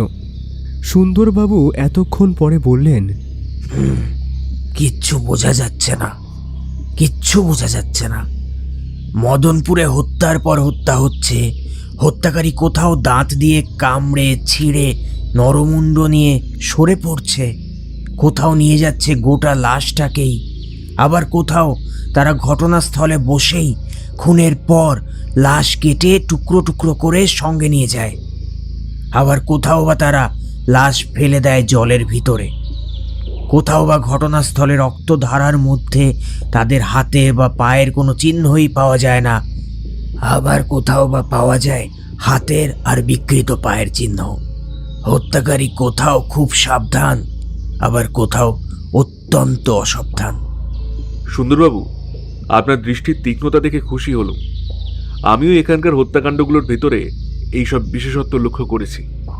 কেবল লক্ষ্য নয়, একটা বড় সত্যও আবিষ্কার করেছি। বলো কি? বড় সত্য? ছোট নয়, মেজ নয়, একেবারে বড় সত্য। ভায়া, তোমার আবিষ্কার কাহিনী শ্রবণ করবার জন্যে আমার যে আগ্রহ হচ্ছে। আপনার ওই অসাময়িক আগ্রহকে তাড়াতাড়ি দমন করে ফেলুন সুন্দরবাবু। যথাসময়ে সত্য হবে সব প্রকাশ। সুন্দরবাবু অভিমান ভরে বললেন, ওই তো তোমার চিরকেলে দোষ জয়ন্ত, তুমি সর্বদাই আমাদের অন্ধকারে ফেলে রাখতে চাও। আমরা কি পেঁচা? আমরা কি ভালোবাসি অন্ধকারকে? আচ্ছা, লোক যা হোক। মানিক চিমটি কাটবার সুযোগ পেয়ে বললে, মোটেই তা নয় সুন্দরবাবু। নরহস্তিকে পেচক বলে সন্দেহ করবে জয়ন্তের চোখ এখনো এত বেশি খারাপ হয়নি। সুন্দরবাবু দুই চক্ষু পাকিয়ে বললেন, আমার দেহ নিয়ে ব্যঙ্গ করবার অধিকার তোমার নেই মানিক। মানিক কি একটা বলতেই যাচ্ছিল, কিন্তু জয়ন্ত তাকে বাধা দিয়ে ভর্ৎসনার স্বরে বললে, মানিক, চুপ করো। তোমার কি স্থানকাল পাত্র জ্ঞান নেই? আমাদের চারিদিকেই ট্র্যাজেডির দৃশ্য। আমাদের সামনেই পড়ে রয়েছে এক বিশিষ্ট ব্যক্তির মৃতদেহ। এখন কি চটুল কথা কাটাকাটি করবার সময়? ছি! ভাই, আমি ভুলে গিয়েছিলাম, আমাকে ক্ষমা করো। মানিকের কাঁধের উপরে একখানি হাত রেখে জয়ন্ত স্নিগ্ধ স্বরে বললে, ভাই মানিক, অন্যায় স্বীকার করে যে ক্ষমা চাইতে পারে সেই দেয় যথার্থ মনুষ্যত্বের পরিচয়। তুমি হচ্ছ খাঁটি মানুষ, তা কি আমি জানি না? সুন্দরবাবু, আপনিও আমাকে ক্ষমা করুন। আরে যাও হে যাও। কে তোমাকে ক্ষমা করতে চায়? তুমি কি ক্রিমিনাল? আমি কি জানি না তুমি আমাকে ভালোবাসো? তবে মাঝে মাঝে তুমি আমাকে নিয়ে কিছু মজা করতে চাও, আর সে মজায় মজতে আমি রাজি না হয়ে আমার মেজাজ যায় বিগড়ে। এই যা মুশকিল। জিতেনবাবু যেন আপন মনেই বিড়বিড় করে বললেন, ঘাড়ে আবার একটা নতুন খুনের মামলা চাপলো। 6টা খুনের মামলা। এতগুলো মামলার ভার সইতে পারে আমার ঘাড় এমন শক্ত নয়। এখন আমার কর্তব্য কি আমি নিজেই বুঝতে পারছি না। শুনুন জিতেনবাবু, এখন আপনার প্রথম কর্তব্য হচ্ছে জলাভূমির স্যাঁতস্যাঁতে মাটির উপরে যে পায়ের ছাপগুলো আছে তার ছাঁচ তুলে নেওয়া। লক্ষ্য করলে দেখবেন সেগুলো যাদের পদচিহ্ন তাদের কারোরই পা বিকৃত নয়। আরে মশাই, পদচিহ্নের ছাঁচ আর কত তুলবো? খুনির টিকি দেখবার জো নেই। ছাঁচ নিয়ে কি ধুয়ে খাবো? ব্যস্ত হবেন না মশাই, ব্যস্ত হবেন না। আপনার মুখে মামলার সব কথা শুনে আর এখানকার পায়ের দাগগুলো দেখে আমি একটা সিদ্ধান্তে এসে উপস্থিত হয়েছি। সেসব নিয়ে পরে আলোচনা করলেও চলবে। আপাতত শুনুন আর একটা কথা। বলুন। আজ রাত্রে আমাদের লুকিয়ে এই জমিদার বাড়িতেই বাস করতে হবে। কেন? প্রশ্ন করবেন না, উত্তর দেওয়ার সময় এখনো হয়নি। খালি আজ নয়, হয়তো এখনো উপরোপরি কয়েক রাত ধরেই আমাদের এখানে পাহারা দিতে হবে। খুনিকে ধরবার এর চেয়ে সহজ উপায় আর নেই। তুমি কি বলছো হে জয়ন্ত? খুনি আবার এখানে কি করতে আসবে? তার আসল উদ্দেশ্য এখনো পূর্ণ হয়নি। কি উদ্দেশ্যে? আবার প্রশ্ন করছেন? শুনুন জিতেনবাবু, আমাদের পাহারা দিতে হবে খুব গোপনে, যেন কাকপক্ষীটিও টের না পায়। তাও কি সম্ভব? এটা হচ্ছে মস্ত জমিদার বাড়ি, চারিদিকে গিজগিজ করছে লোকজন। এখানে কার মুখে চাপা দেবেন? আপনি কি ভাবছেন রাত্রে আমরা এখানে আসবো জয়ঢাক বাজাতে বাজাতে শোভাযাত্রা করে? মোটেই নয়। আমরা আসবো অন্ধকারে গা ঢেকে, চোরের মতো। চোরের মতো? ঠিক তাই। আমরা জমিদার বাড়ির বাগানে ঢুকবো পাঁচিল টপকে, তারপর অদৃশ্য হব যে কোনো ঝোপে ঝাপে ঢুকে। বিস্ময়কর প্রস্তাব। রোমাঞ্চকর সম্ভাবনার আগেই বিস্ময়কর প্রস্তাবই করতে হয় মশাই। আমার কার্যপদ্ধতি হচ্ছে স্বতন্ত্র। আপনারা পুলিশের লোক, বাঁধা ধরা পথে চলেন মেশিনের মতো, বাঁধা লাইনের বাইরে একটি পা ফেলবেন না। কিন্তু আমি তো মেশিন হতে রাজি নই, কারণ আমার আছে নিজস্ব কল্পনা শক্তি। এক এক মামলায় আমি এক এক রকম পদ্ধতিতে কাজ করি, অবস্থা বুঝে ব্যবস্থা করি নতুন নতুন। এমনকি দরকার হলে বেআইনি কাজও করি। আপনারা যা পারবেন না। ঘাট মানছি, আপনার কথা আর কার্যপদ্ধতি দুই আমার কাছে দুর্বোধ্য। আমার কাছেও। এতদিন ধরে জয়ন্তকে দেখছি, তবু ওকে বুঝতে পারি না। ও হচ্ছে মূর্তিমান হেয়ালি। জিতেনবাবু, আপনাকে আর এক কাজ করতে হবে। বেআইনি কাজ নয় তো? না না, আজকেই জাল ফেলে জলাভূমিটা পরীক্ষা করবার ব্যবস্থা করুন। কেন? আমার সন্দেহ হচ্ছে হত্যাকারীরা প্রতাপ নারায়ণ বাবু আর তার স্ত্রীর খণ্ড বিখণ্ড দেহ হয়তো ওর মধ্যে ফেলে দিয়ে গিয়েছে। আপনার সন্দেহ হয়তো মিথ্যা নয়। বেশ, আজকেই এর ব্যবস্থা করব। সেই রাত্রি আকাশে ছিল এক ফালি চাঁদ, কিন্তু রাত্রি গভীর হওয়ার আগেই হলো অদৃশ্য। চারিদিকে ঝরতে লাগলো নিবিড় অন্ধকারের ঝর্ণা। দেখা যায় না কোলের মানুষ, দেখা যায় না অন্য কিছু। অবশ্য একটা দৃশ্য কিছু কিছু দেখা যায়। কালির পটে আরও ঘন কালি দিয়ে আঁকা বড় বড় গাছগুলোর ঝাপসা পত্রছত্র। থেকে থেকে প্রবল বাতাসের তাড়নায় সেখানে জাগছিল আর্ত মর্মর স্বর। চারিদিকে নিঝুম, ঘুমিয়ে পড়েছে পৃথিবী। ওরই মধ্যে নীরবতাকে শব্দিত করে মাঝে মাঝে সাড়া দিয়েছে পেচকের কণ্ঠ, মাঝে মাঝে ভেসে এসেছে শৃগাল সভার কোলাহল। মানিক নিম্ন কণ্ঠে বিরক্ত স্বরে বললে, মূলজা, মশাগুলো ঘুমোতেও জানে না, তাদের রক্ত পিপাসারও অন্ত নেই। গেলুম যে। বেটারা মানুষের রক্ত খেতে আসে, আবার গান গাইতে গাইতে। ভগবান এমন সৃষ্টি ছাড়া জীব কেন যে তৈরি করেছেন তার অর্থ কিছুই বোঝা যায় না। বিশেষজ্ঞদের মুখে শুনেছি উদ্ভিদের ভিতরেই মশাদের যথেষ্ট খোরাক আছে। তাদের রক্তপান করবার দরকার নেই, তবু অকারণেই তারা রক্তপানের জন্যে লালায়িত হয়। এমন হিংসুক প্রাণী দুনিয়ায় আর নেই। গান্ধীজিকেও তারা রেহাই দেবে না। আপনারা মশা নিয়ে গবেষণা বন্ধ করুন। আমি যেন পায়ের শব্দ শুনতে পাচ্ছি। সবাই চুপ। তারা বসেছিল বেশ একটা বড় ঝোপের মধ্যে। ঝোপের দুই পাশেই খানিকটা করে খোলা জমি। মাটির উপরে সর্বত্রই ছড়ানো ছিল শুকনো ঝরা পাতা। কিছু দূরে মড়মড় করে শব্দ হচ্ছে, যেন কে বা কারা মারিয়ে মারিয়ে আসছে সেই শুকনো পাতা। সকলে রুদ্ধশ্বাসে অপেক্ষা করতে লাগলো। একটু পরেই একদিকের খোলা জমির উপরে দেখা গেল কয়েকটা অস্পষ্ট চলন্ত ছায়া, পরে পরে 10টা ছায়া। তারা এতটাই নীরব যে ওই শুকনো পাতাগুলো না থাকলে তাদের অস্তিত্ব কারুর দৃষ্টি আকর্ষণ করত না। যেই দিকে জমিদার বাড়ি আছে তারা সেই দিকে চলে গেল একে একে। জিতেনবাবু চুপি চুপি বললেন, ধন্য জয়ন্তবাবু, আপনার কি সঠিক আন্দাজ! ওরা যে আবার জমিদার বাড়ি আক্রমণ করতে আসবে, আমি তো এটা কল্পনাও করতে পারিনি। তার মানে আপনার কল্পনা শক্তি নেই? স্বীকার করছি, কিন্তু ওদের উদ্দেশ্য কি? হত্যা। আবার হত্যা? কাকে? পরে বলবো, এখন কথার সময় নয়। আসুন আমরা ঝোপ ছেড়ে বেরিয়ে পড়ি। তারপর? লোকগুলো এইবারে জমিদার বাড়ির ভিতরে ঢোকবার চেষ্টা করবে, কিন্তু কিন্তু তার আগেই ওদের গ্রেপ্তার করতে হবে। ওইদিকে এগিয়ে চলুন। বাজান আপনার বাঁশি। জিতেনবাবুর বাঁশি তীক্ষ্ণ স্বরে বেজে উঠল। সঙ্গে সঙ্গে জেগে উঠল বাগানের চারিধার। নানা ঝোপ ঝাপ আনাজ কানাজ থেকে আত্মপ্রকাশ করল দলে দলে সশস্ত্র পুলিশের লোক। দিকে দিকে উঠল দ্রুত পদশব্দ। টর্চগুলো জেলে ছুটুন সবাই। রাত্রের অন্ধকারে গা ঢেকে যারা এখানে অনধিকার প্রবেশ করেছে এই অভাবনীয় ও আকস্মিক আক্রমণের জন্য, তারা একেবারেই প্রস্তুত ছিল না। অত্যন্ত হতভম্ব হয়ে কোনো রকম বাধা দেওয়ার চেষ্টা না করেই তারা বিশৃঙ্খলভাবে এদিক ওদিক দিয়ে পলায়নের চেষ্টা করলে, কিন্তু পালাতে পারলে না। পুলিশের বেড়া জালে তাদেরকে বন্দী হতে হলো। জয়ন্ত তাদের উপরে টর্চের আলো ফেলে বললে, দেখছি এরা 9 জন, কিন্তু আমরা এদিকে আসতে দেখেছি 10টা ছায়ামূর্তিকে। আরেকজন কোথায় গেল?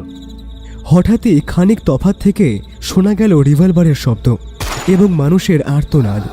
জয়ন্ত বেগে সেই দিকে দৌড়ে গেল, আর তার পিছনে পিছনে সুন্দরবাবু, জিতেনবাবু এবং মানিকও। তাদেরকে বেশি দূরে যেতে হলো না। একটা লোক ডান হাত দিয়ে বাঁ কাঁধ চেপে ধরে মাটির উপরে বসে আছে। সে চৌকিদার। জিতেনবাবু বললেন, ব্যাপার কি? একজন এই দিক থেকে পালাচ্ছিল হুজুর, আমি তাকে ধরবার চেষ্টা করি, সে আমাকে গুলি ছুড়ে জখম করে পালিয়ে গিয়েছে হুজুর, সে আমাকে গুলি করে পালিয়ে গিয়েছে। কোন দিকে গিয়েছে সে? এখন আরও প্রশ্ন করে লাভ নেই। পলাতককে আজ খুঁজে পাওয়া অসম্ভব। চলুন আমরা ফিরে যাই। গোলমাল শুনে সতীশবাবুও নিচে নেমে এসেছেন। তিনি বললেন, আজ আবার এই কি কাণ্ড! এই অযাচিত অতিথিরা আজ আবার আপনাদের ধন্য করতে এসেছিলেন। ভালো করে দেখুন দেখি এই মহাত্মাদের কাউকে চিনতে পারেন কিনা। সকলের মুখের উপরে চোখ বুলিয়ে সতীশবাবু বললেন, এদের তো দেখছি গুন্ডার মতন চেহারা। না মশাই, এদের কাউকে এ জন্মে আমি দেখিনি। এরা এ অঞ্চলের লোকই নয়। জয়ন্ত তাদের দিকে ফিরে বললে, ওগো বাছারা, তোমাদের যে বন্ধুটি লম্বা দিয়েছেন তার নামটি বলবে কি? কেউ কোনো জবাব দিলে না। হ্যাঁ, বাপু বাছা বললে তোমরা যে জবাব দেবে না তা আমি জানি। যাক, তোমাদের মুখ খোলবার উপায় পুলিশের হাতে আছে, আমাকে ভাবতে হবে না। আচ্ছা সতীশবাবু, কাল আপ বা ডাউনের প্রথম ট্রেন এখানকার স্টেশনে কখন আসবে? সকাল 7টার সময়। উত্তম। এখন রাত 3:30, ভোর হতে আর বেশি দেরি নেই। সতীশবাবু, মোটর প্রস্তুত রাখুন। সকাল 6:30টার ভিতরে আমার সঙ্গে আপনাকে স্টেশনে গিয়ে পৌঁছতে হবে। আমাকেও? আপনি আসল অপরাধীকে শনাক্ত করবেন।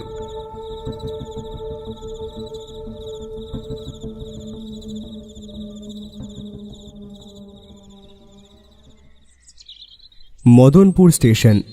সকাল 7টার গাড়ি এখনও আসেনি। একখানা মোটর স্টেশনের সামনে এসে থামল। গাড়ির ভিতর থেকে আগে নামল জয়ন্ত ও মানিক, তারপর সতীশবাবু ও জিতেনবাবু। সুন্দরবাবু আসতে রাজি হননি। কাল রাত জেগে তার শরীর কাবু হয়ে পড়েছে। শয্যা আশ্রয় করার আগেই তিনি নোটিশ দিয়ে রেখেছেন, আজ বেলা 2টো না বাজলে কেউ যেন তার নাসিকা গর্জন স্তব্ধ করার চেষ্টাও না করে। স্টেশনে ঢুকে জয়ন্ত একবার চারিদিকে দৃষ্টি সঞ্চালন করে বললে, দেখুন তো সতীশবাবু, এখানে আপনার পরিচিত কোনো লোককে দেখতে পান কিনা? ইতস্তত দৃষ্টিপাত করে সতীশবাবু বললেন, হ্যাঁ, জনা দুয়েক চেনা লোককে দেখছি। কে কে? ওই বৃদ্ধ ভদ্রলোকটি যিনি পাইচারি করছেন, ওর নাম সুরেন বাবু, এখানে ডাক্তারি করেন। আরেকজন কে? আমাদের প্রজা অছিমুদ্দি ওই পোডলার পাশে উবু হয়ে বসে আছেন, দেখুন, দেখতে পাচ্ছেন?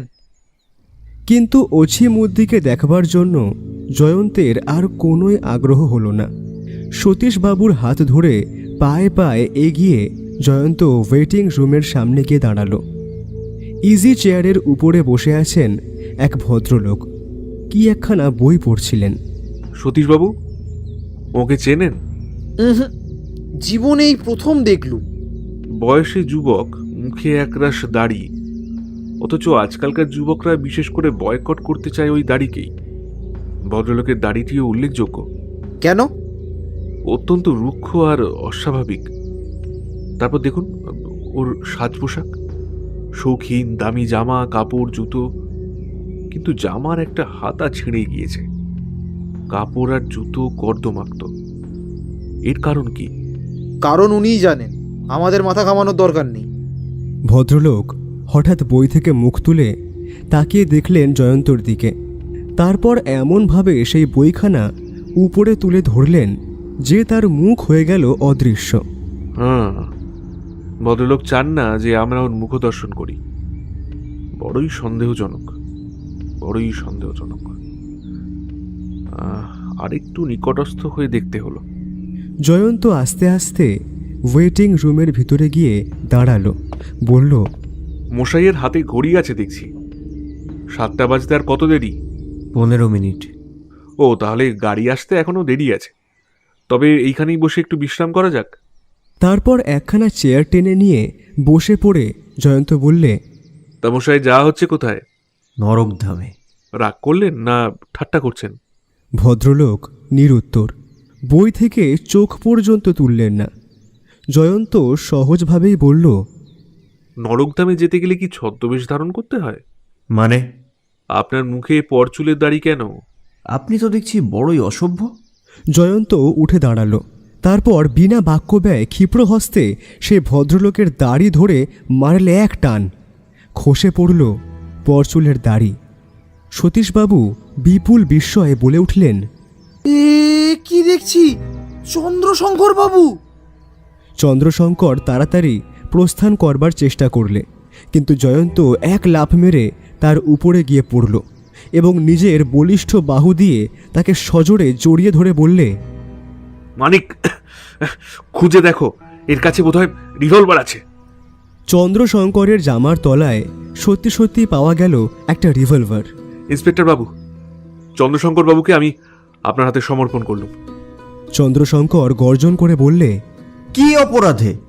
প্রতাপ নারায়ণ বাবু, তার স্ত্রী আর আপনার ভ্রাতা সূর্যশঙ্করকে হত্যা করার জন্য। আপনারা কি বিনা প্রমাণেই আমাকে গ্রেপ্তার করতে চান? আপনারা কি পাগল?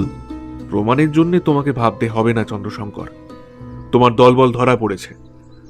প্রাণে বাঁচবার জন্য তাদের কেউ না কেউ রাজার সাক্ষী হবে নিশ্চয়ই।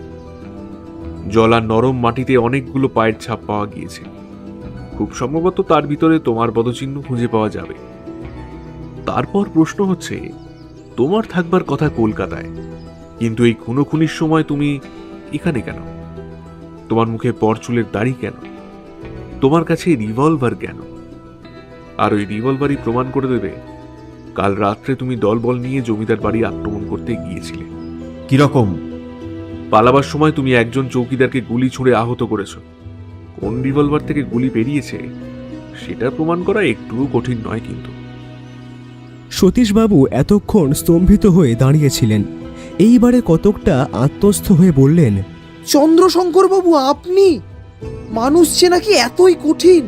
আপনাকে অত্যন্ত নিরীহ ভদ্র মানুষ বলেই জানতুম, কিন্তু লোভে পড়ে আপনি এমন মহাপাপে লিপ্ত হয়েছেন। প্রতাপ নারায়ণের সম্পত্তির লোভে। কিন্তু করুণা দেবী বর্তমান থাকতে সে সম্পত্তির ওপর তো আর কারোর অধিকার নেই। আমরা কাল ঘটনাস্থলে উপস্থিত না হলে করুণা দেবীও আজ ইহলোকে বর্তমান থাকতেন না। কি বললেন? চন্দ্রশঙ্কর কাল জমিদার বাড়িতে গিয়েছিল করুণা দেবীকেও ইহলোক থেকে সরিয়ে দিতে। দন্তে দন্তে ঘর্ষণ করে চন্দ্রশঙ্কর বললে, মিথ্যে কথা। আচ্ছা, সত্য মিথ্যা নিয়ে এখন আর মস্তক ঘর্মাক্ত করবার কোনো দরকার নেই। চলুন জিতেনবাবু, আমরা আসামিকে নিয়ে এবার থানার দিকে যাত্রা করি। জিতেনবাবু মাথা নাড়তে নাড়তে বললেন, জয়ন্তবাবু, আজ আমাদের তাক লাগিয়ে দিয়েছেন বটে, কিন্তু মামলাটার অনেক জায়গায় এখনো পরিষ্কার হলো না। জয়ন্ত হাসতে হাসতে বললে, আপাতত অগ্রসর হন তো, তারপর গাড়িতে যেতে যেতে অপরিষ্কার জায়গাগুলো একেবারে পরিষ্কার খটখটে করে দেওয়ার চেষ্টা করব।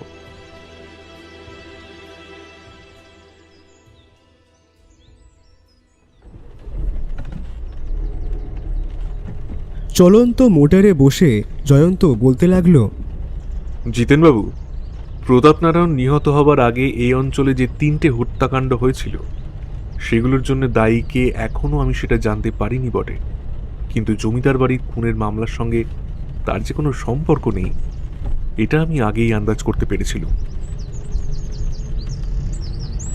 সুন্দরবাবুর দৃষ্টিও এদিকে আকৃষ্ট হয়েছিল। তিনিও লক্ষ্য করেছিলেন আগেকার 3টে হত্যাকাণ্ডের সময় খুনি ছিল অত্যন্ত অসাবধান, ঘটনাক্ষেত্রে নিজের হাত আর পায়ের অনেক ছাপ রেখে গিয়েছিল। কিন্তু জমিদার বাড়ির হত্যাকাণ্ডের অপরাধীরা নিজেদের কোনো চিহ্নই রেখে যায়নি, এমনকি আমাদের চোখে ধুলো দিয়ে পরে রক্তমাখা মুইখানা পর্যন্ত সরিয়ে ফেলেছিল। এই দুরকম কার্যপদ্ধতির ভিতরে বিভিন্ন প্রকৃতির পরিচয় খুব স্পষ্ট। এক জায়গায় দেখা যায় ঘটনাস্থলে নিজের হাত পায়ের ছাপ পড়ল কি পড়ল না, হত্যাকারীরা সেটা গ্রাহ্যের মধ্যেও আনেনি। এর থেকে আরও একটা কথা প্রমাণিত হয়, খুব সম্ভবত খুনি মোটেই বুদ্ধিমান নয়। কিন্তু জমিদার বাড়ির হত্যাকাণ্ডে অপরাধীরা রীতিমতো মস্তিষ্ক চালনা করেছে। ঘটনাক্ষেত্রে তারা নিজেদের সমস্ত চিহ্নই বিলুপ্ত করে দিয়ে গিয়েছে। মাটির উপর দিয়ে মই টেনে নিয়ে যাওয়ার যে চিহ্ন অবলম্বন করে আমি জলাভূমিতে গিয়ে হাজির হয়ে সূর্যবাবুর দেহ আবিষ্কার করি, তাও তারা নিশ্চয়ই বিলুপ্ত করে দিত। কিন্তু আমরা অত্যন্ত তাড়াতাড়ি জমিদার বাড়ি থেকে বেরিয়ে পড়েছিলাম বলে সে সময় তারা পায়নি। এখন বুঝে দেখুন, একই হত্যাকারীর পক্ষে 2 জায়গায় 2 পদ্ধতিতে কাজ করা স্বাভাবিক কি না। আপনারও উচিত ছিল এটা আগেই বুঝে দেখা। অপরাধ তত্ত্বের প্রত্যেক বিশেষজ্ঞই জানেন একই অপরাধী কখনো 2 পদ্ধতিতে কাজ করে না। পাশ্চাত্য দেশের গোয়েন্দারা কতবার যে কেবল হত্যা পদ্ধতি দেখেই অপরাধীকে গ্রেপ্তার করেছেন, একটু খোঁজ নিলেই জানতে পারবেন। জমিদার বাড়ির খুনের সঙ্গে যে আগেকার ঘটনাগুলোর কোনো সম্পর্ক নেই এই বিষয়ে যখন নিশ্চিত হলো, তখন চেষ্টা করলুম মামলাটাকে নতুন দিক দিয়ে দেখতে। প্রথমেই একটা সন্দেহ হলো, জমিদার বাড়ির অতি চতুর হত্যাকারী হয়তো মদনপুরের অন্যান্য রহস্যময় হত্যাকাণ্ডের আড়ালে আত্মগোপন করবার ফিকিরে আছে। মোটামুটিভাবে দেখলে মনে হয় এখানকার সব হত্যাকাণ্ড একরকম, হত্যার কোনো উদ্দেশ্য খুঁজে পাওয়া যায় না, হত ব্যক্তির মূল্যবান দ্রব্য হারায় না, হত্যার পর মৃতদেহ হয় অদৃশ্য। ক্রমে আমার এই সন্দেহই দৃঢ় হয়ে উঠল, জমিদার বাড়ির হত্যাকারী নিশ্চয়ই আগেকার খুন 3টের সুযোগ নিয়ে পুলিশকে বিপথে চালাবার চেষ্টা করেছে, আর কেবল সেই দিকেই দৃষ্টি রেখে জমিদারবাবু আর তার স্ত্রীর দেহ ঘটনাস্থল থেকে সরিয়ে ফেলেছে। নইলে খুনের পর এরকম লাশ চুরির কোনো মানে হয় না।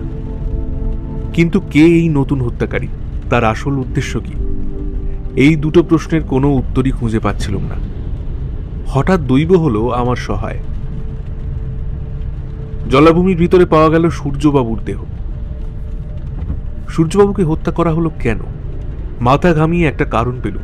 এই আমরা যখন তদন্তে নিযুক্ত, সূর্যবাবু তখন বাড়িতেই ছিলেন। পুলিশ এসে যে তাকেই খুঁজবে এটা নিশ্চয়ই তার অজানা ছিল না। সে সময় তার পক্ষে বাড়ি থেকে অদৃশ্য হওয়া অত্যন্ত সন্দেহজনক। তবু তিনি তাড়াতাড়ি বাড়ির পিছন দিয়ে খিড়কির দরজা খুলে ঠিক যেন পালিয়ে গেলেন। কেন?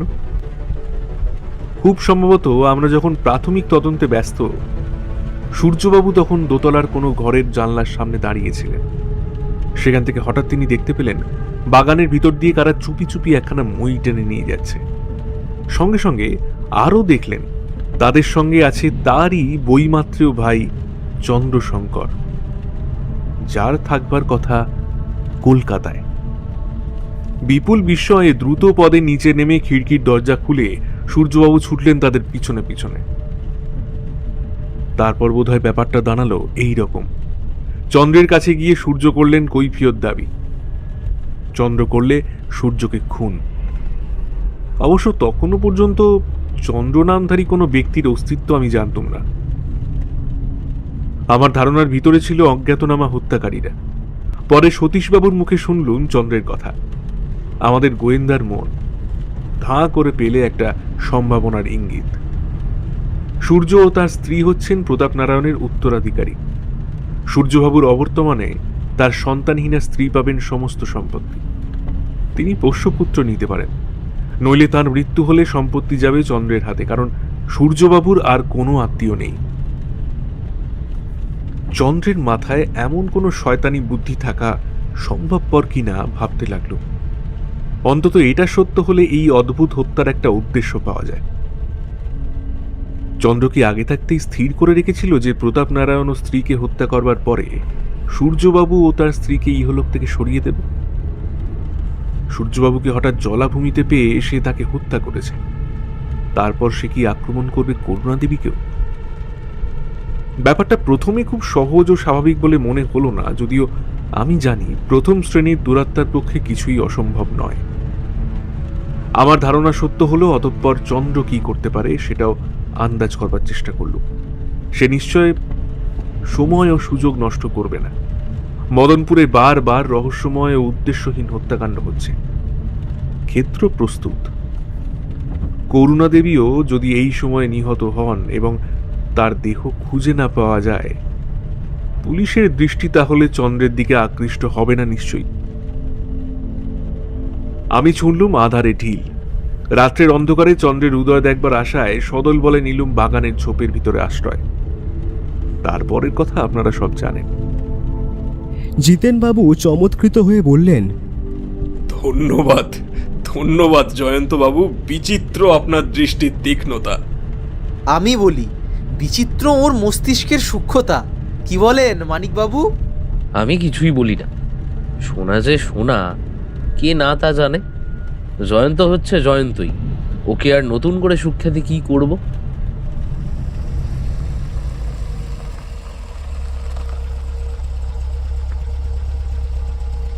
গাড়ি থানার সামনে এসে থামল। একজন পুলিশ কর্মচারী সেখানে দাঁড়িয়েছিল। সে বললে, স্যার, জলাভূমির ভেতর থেকে প্রতাপনারায়ণ বাবু আর তার স্ত্রীর খণ্ড বিখণ্ড দেহ পাওয়া গিয়েছে। দুদিন পরের সকাল। ডাকবাংলোর বারান্দায় বসে আছে জয়ন্ত, মানিক ও সুন্দরবাবু। সামনের টেবিলে সাজানো খাবার ও পানীয় টোস্ট, ডিম আর চা। দুই গ্রাসে দুটো ডিম উদর দেশে প্রেরণ করে সুন্দরবাবু বললেন, মানে? আমার পক্ষে দুটো ডিম তো 2 টিপ নস্যির সামিল। আরও গোটা চারেক হলে অন্তত মন্দের ভালো হয়। কাল থেকে চায়ের সঙ্গে আপনাকে দুটো গোটা মুরগির রোস্ট দিতে বলবো। ওটা হবে অধিকন্তু। আমি কি অতটা বাড়াবাড়ি করতে বলছি ভায়া? জয়ন্ত নিজের ডিমের থালাখানা তার দিকে এগিয়ে দিয়ে বললে, না, আজ আমার খিদে নেই। আরো দুটো ডিম আপনিই গ্রহণ করুন। আমার কিন্তু খিদে আছে। আমি জয়ন্তর মতো উদার হতে পারবো না। কে তোমার কাছে ভিক্ষে চায়? এই তো আপনি বললেন আরো 4টে ডিম ভক্ষণ করতে চান। নিশ্চয়ই আমাদের থালার দিকেই আপনার দৃষ্টি ছিল। না, কখনো নয়। অন্তত তোমার থালার খাবার আমার পক্ষে গোমাংস।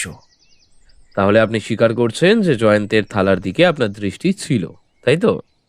মানিকের কথা যেন তিনি শুনতেই পাননি। এমনই ভাব দেখিয়ে তিনি আবার বললেন, জয়ন্ত, আর আমার এখানে থাকবার স্বাদ নেই। তুমি জমিদার বাড়ির মামলার কিনারা করেছো বটে, কিন্তু যে জন্যে আমরা এখানে এসেছি সেই আসল মামলার তো কিছুই হলো না। আর কতদিন এখানে বসে বসে আজে বাজে লোকের মুখ নাড়া সহ্য করব বলো? ব্যস্ত হবেন না সুন্দরবাবু, শনৈ পর্বত লঙ্ঘনম। ঠিক এই সময়ে সেখানে এসে দাঁড়ালেন জিতেনবাবু। তার চোখ মুখ উত্তেজিত। কি খবর? আবার নতুন কাণ্ড। অর্থাৎ? মদনপুরের হত্যাকারী আবার দেখা দিয়েছে। আবার খুন? লাশ উধাও? না, অতটা নয়। তবে? এবারে সে খুন করতে পারেনি। তবে সে কি করেছে? খুনের চেষ্টা। ভালো করে বুঝিয়ে বলুন। শুনুন, হরিহরবাবু এখানকার একজন অবস্থা সম্পন্ন গৃহস্থ। কাল রাত্রে হত্যাকারী তারই বাড়িতে গিয়ে হানা দিয়েছিল। সে যে হত্যাকারী তার প্রমাণ কি? হরিহরবাবুর কথা শুনলে এ বিষয়ে কোনোই সন্দেহ থাকে না। হরিহরবাবু কি বলেছেন? গোড়া থেকে শুনুন। জানেন তো, উপর উপর এইসব কাণ্ডের জন্য আজকাল মদনপুরের গৃহস্থরা রাত্রেও সজাগ হয়ে থাকে। রাত্রে কোথাও খুট করে একটা শব্দ হলেই তারা চমকে না উঠে পারে না। কাল রাত প্রায় 3টার সময় হঠাৎ কি একটা উচ্চ শব্দে হরিহরবাবুর ঘুম ভাঙে। তিনি সাহসী লোক, শিকারের শখ তার 16 আনা। প্রায় শিকার করতে যান, বাড়িতে বন্দুকও আছে। তাড়াতাড়ি বন্দুক নিয়ে তিনি দোতলার বারান্দায় এসে দাঁড়ান। চাঁদ তখন অস্তে গিয়েছিল, কিন্তু বারান্দায় জ্বলছিল একটা হারিকেন লণ্ঠন। বারান্দায় এসেই হরিহরবাবুর মনে হলো সিঁড়ির উপরে যেন কার পায়ের শব্দ হচ্ছে, যেন কেউ সন্তর্পণে উপরে উঠছে। শব্দ এত মৃদু যে অন্য কেউ হলে হয়তো শুনতেই পেত না, কিন্তু হরিহরের কান হচ্ছে শিক্ষিত শিকারীর কান। বারান্দার ধারে গিয়ে হরিহরবাবু সিঁড়ির দিকে দৃষ্টিপাত করলেন। লণ্ঠনের আলো সিঁড়ি পর্যন্ত পৌঁছয়নি বটে, কিন্তু তারই আলোর আভায় সেখানের অন্ধকার ঘন হতে পারেনি। ভালো করে না হোক আবছায়ার মতো দেখা গেল একটা মূর্তি সিঁড়ি বেয়ে উপরে উঠছে ধীরে ধীরে। মনে হলো মানুষেরই মূর্তি, কিন্তু সে সোজা হয়ে উপরে উঠছিল না, উঠছিল হাত ও পায়ের সাহায্যে, সিঁড়ির উপরে লম্বমান হয়ে। চতুষ্পদ জন্তুরা ঠিক সেইভাবে সোপান অতিক্রম করে আর কি, কিন্তু মূর্তিটা যদি মানুষ না হয় তবে সেটা কি জন্তু তাও বোঝা যাচ্ছিল না। কিন্তু জন্তুটা যে খুব বড় সে বিষয়ে সন্দেহ নেই। হরিহরবাবুর মনে সন্দেহ হলো, মূর্তিটা মানুষেরও নয়, জন্তুরও নয়, সে কোনো ভৌতিক দুঃস্বপ্নের অস্পষ্ট ছায়া। তিনি সাহসী হলেও তার বুকের ভিতরে জাগলো কেমন এক অপার্থিব আতঙ্ক। তবু প্রায় আচ্ছন্ন অবস্থাতেই কোনো রকমে তিনি বন্দুক তুললেন এবং ঘোড়া টিপে দিলেন। বন্দুকের প্রচণ্ড চিৎকারের সঙ্গে সঙ্গেই মূর্তিটাও গর্জন করে উঠল। সে গর্জন নাকি অত্যন্ত ভয়াবহ, শুনলে বুকের রক্ত ঠান্ডা হয়ে যায় বরফের মতো। এবং সেরকম গর্জন নাকি কোনো কোনো মানুষেরই কণ্ঠ থেকে বেরুতে পারে না, তা হচ্ছে একেবারেই অমানুষিক। মূর্তিটা বিদ্যুৎ বেগে সিঁড়ির নিচের দিকে সুদীর্ঘ একটা লম্ফ ত্যাগ করল। ধূপ করে একটা শব্দ হলো, তারপর সব চুপচাপ। রাত্রে হরিহরবাবু আর নিচে নামতে ভরসা করেননি, তবে এটুকু বুঝতে পারলেন লক্ষ্য ব্যর্থ হয়েছে। আজ খুব ভোরে উঠে নিচে নেমে তিনি দেখেছেন তার বাড়ির সদর দরজা খোলা। কার প্রচণ্ড ধাক্কায় তার খিল গিয়েছে ভেঙে। এই তো ব্যাপার জয়ন্ত বাবু। এখন এই ঘটনা থেকে আমরা কি বুঝবো? একটা কথা বেশ বোঝা যাচ্ছে। কি? মূর্তিটা পালিয়ে গেছে বন্দুকের ভয়। তা থেকে কি প্রমাণিত হয়? প্রমাণিত হয় সে আগ্নেয় অস্ত্রের মহিমা জানে। কিন্তু এ প্রমাণ পেয়ে আমাদের লাভ কি? আমরা জানতে চাই সে মানুষটা জন্তু না ভূত। ভূতের কথা বাদ দিন, ভূত বন্দুক বা কামানকে ভয় করবে কেন? যারা ভূত মানে তারা তো বলে ভূত হচ্ছে অশরীরী। মানলুম সে ভূত নয়, কিন্তু তবু তো হালে পানি পাচ্ছি না। আমি অথই চলে। বাব্বা, এই ডাক বাংলোর চারিদিকেই মাঠ আর জঙ্গল। কোনোদিন হয়তো এর ওপরেই সেই না মানুষ না জন্তুটার দৃষ্টি পড়তে পারে। জানা দরজার বাঁধা তার কাছে বাঁধাই নয়। আমি যে কি করব বুঝতেই পারছি না। উপবাস করে রোগা হবার চেষ্টা করুন সুন্দরবাবু।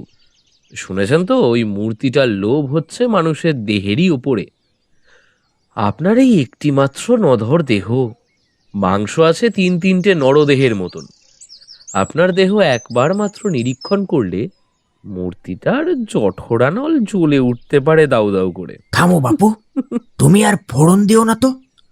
ভাত দেবার কেউ নন, কিল মারবার গোসাই তুমি হচ্ছ তাই। জয়ন্ত আর কোনো কথাই বললে না। কি যেন ভাবতে লাগলো অত্যন্ত গম্ভীর মুখে। দিন কয় সব চুপচাপ। মদনপুরের হত্যাকারীর আর কোনো পাত্তাই নেই। হত্যাকারী দেখা দিক আর নাই দিক, কিন্তু যে রহস্য সেই রহস্যই থেকে গেল। কেন সে অকারণে এমন খুন আর লাশ চুরি করতে চায়? সে কে? আসে কোথা থেকে? কোথায় বা অদৃশ্য হয়? মাঝে মাঝে মনে হয় সে হচ্ছে নরখাদক হিংস্র জন্তু। মুন্ডহীন দুটো মৃতদেহের কণ্ঠদেশে অস্ত্রাঘাতের কোনো চিহ্ন নেই, কিন্তু ধারালো দাঁতের দাগ পাওয়া গিয়েছে। হরিহরবাবু তাকে চতুষ্পদ জন্তুর মতো সিঁড়ি দিয়ে উঠতে দেখেছেন। তার গর্জন যারাই শুনেছে তারাই বলেছে অমানসিক, কিন্তু ঘটনাস্থলে পাওয়া যায় জন্তুর নয়, মানুষের হাত পায়ের দাগ। সে গায়ের জোরে দরজা ভেঙে বা জানালার লোহার গরাদ দুমড়ে বার করে নিয়ে লোকের বাড়িতে ঢোকে।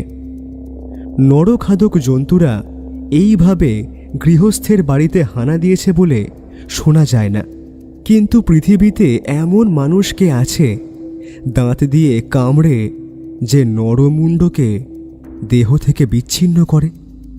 এই অদ্ভুত হত্যাকারীর মনুষ্যত্ব বা পশুত্ব দুই প্রমাণ করবার উপায় নেই।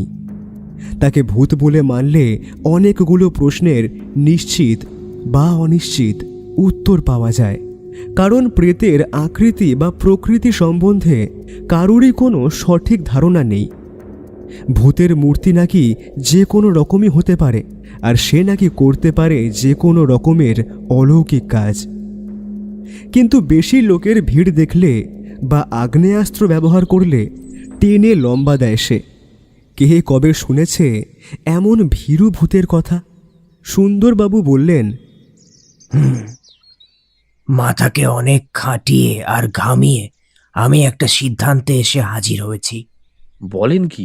আমি তোমাকে কিছুই বলছি না, আমার বক্তব্য আমি জয়ন্তকে শোনাতে চাই। শোনান। মানুষ হয়েও জন্তুর মতন ব্যবহার করতে পারে কে? পাগল। ঠিক, এসব হচ্ছে কোনো ভীষণ উন্মাদের কীর্তি। ও কথা একবার আমারও মনে হয়েছে, কিন্তু ওর উপরে আমি কিছুতেই জোর দিতে পারছি না। কেন? এইসব হত্যাকাণ্ডে যুক্তি না থাকতে পারে, কিন্তু পাগলামিরও কোনো লক্ষণ নেই। কি রকম? দেখুন, প্রত্যেক ক্ষেত্রেই হত্যাকারী একটা নির্দিষ্ট পদ্ধতিতে কাজ করেছে। পাগল কোনো নির্দিষ্ট পদ্ধতির ধার ধারে না। সুন্দরবাবু চুপ করে রইলেন। মানিক টিপ্পনি কেটে বললে, সুন্দরবাবু, অকারণেই আপনার মাথা খেটে আর ঘেমে মরল। আহা বেচারি, আসুন পাখার বাতাস দিয়ে তাকে একটু ঠান্ডা করি। মানিক পাখার দিকে হাত বাড়ালে রাগে গড়গড় করতে করতে সুন্দরবাবু ঘরের বাইরে চলে গেলেন। একজন চৌকিদার এসে জয়ন্তের হাতে দিল একখানা চিঠি। লিখেছেন জিতেনবাবু। জয়ন্তবাবু, গত রাত্রে আবার হত্যাকারীর আবির্ভাব হয়েছিল। এবারে সে খালি হাতে ফিরে যায়নি। আবার এক হতভাগ্য মারা পড়েছে, আর তার দেহ হয়েছে অদৃশ্য। এখনই আমি ঘটনাস্থলে যাত্রা করব। আমার সঙ্গে যাবার জন্যে আপনাদেরও আহ্বান করছি। ইতি। পত্র পাঠ করে জয়ন্ত বললে, যাক, এবারে আর পরের মুখে ঝাল খেতে হবে না। এ কথা কেন বলছো? মদনপুরের হত্যাকারী প্রথম যে 3টে খুন করেছিল তার কাহিনী আমরা পাঠ করেছি খবরের কাগজে, বাকি কথা শুনেছি পুলিশের মুখে। আমরা ঘটনাস্থল হাতে নাতে পরীক্ষা করবার সুযোগ পাইনি। ঘটনাস্থলের সঙ্গে চাক্ষুষ পরিচয় না থাকলে গোয়েন্দাকে কাজ করতে হয় অন্ধের মতো। আর ঘটনার অনেক দিন পরে ঘটনাস্থলে গেলেও বিশেষ কোনো ফল হয় না। এই জমিদার বাড়ির মামলাটাই দেখো, আমরা যদি যথাসময়ে ঘটনাস্থলে গিয়ে হাজির না হতুম তাহলে কোনো সূত্রই দেখতে পেতুম না। অপরাধীও হয়তো ধরা পড়তো না। চন্দ্রশঙ্কর হতো আজ প্রতাপনারায়ণের বিপুল সম্পত্তির উত্তরাধিকারী। তাহলে এবার তুমি অন্ধরাত্রির পর সূর্যোদয় দেখবার আশা করছো, তাই তো? অতটা না হোক, একটা কিছু আশা করছি বটে। নাও এখন ওঠো, সুন্দরবাবুকে ডাকো। সুন্দরবাবু, ও সুন্দরবাবু। বারান্দার থেকে কর্কশ স্বরে জবাব এলো, বাক্যিবানে জ্বালিয়ে মেরে আবার আমাকে ডাকাডাকি কেন? আরে মশাই, আবার একটা খুন হয়েছে, আমাদের এক্ষুনি ঘটনাস্থলে যেতে হবে। তা যাও না তোমরা, আমার মতো ছাই ফেলতে ভাঙা কুলোকে নিয়ে টানাটানি কেন বাবু? বাপরে, তাও কি হয়? আপনি সঙ্গে না থাকলে আমাদের ঘটে বুদ্ধি সরবরাহ করবে কে?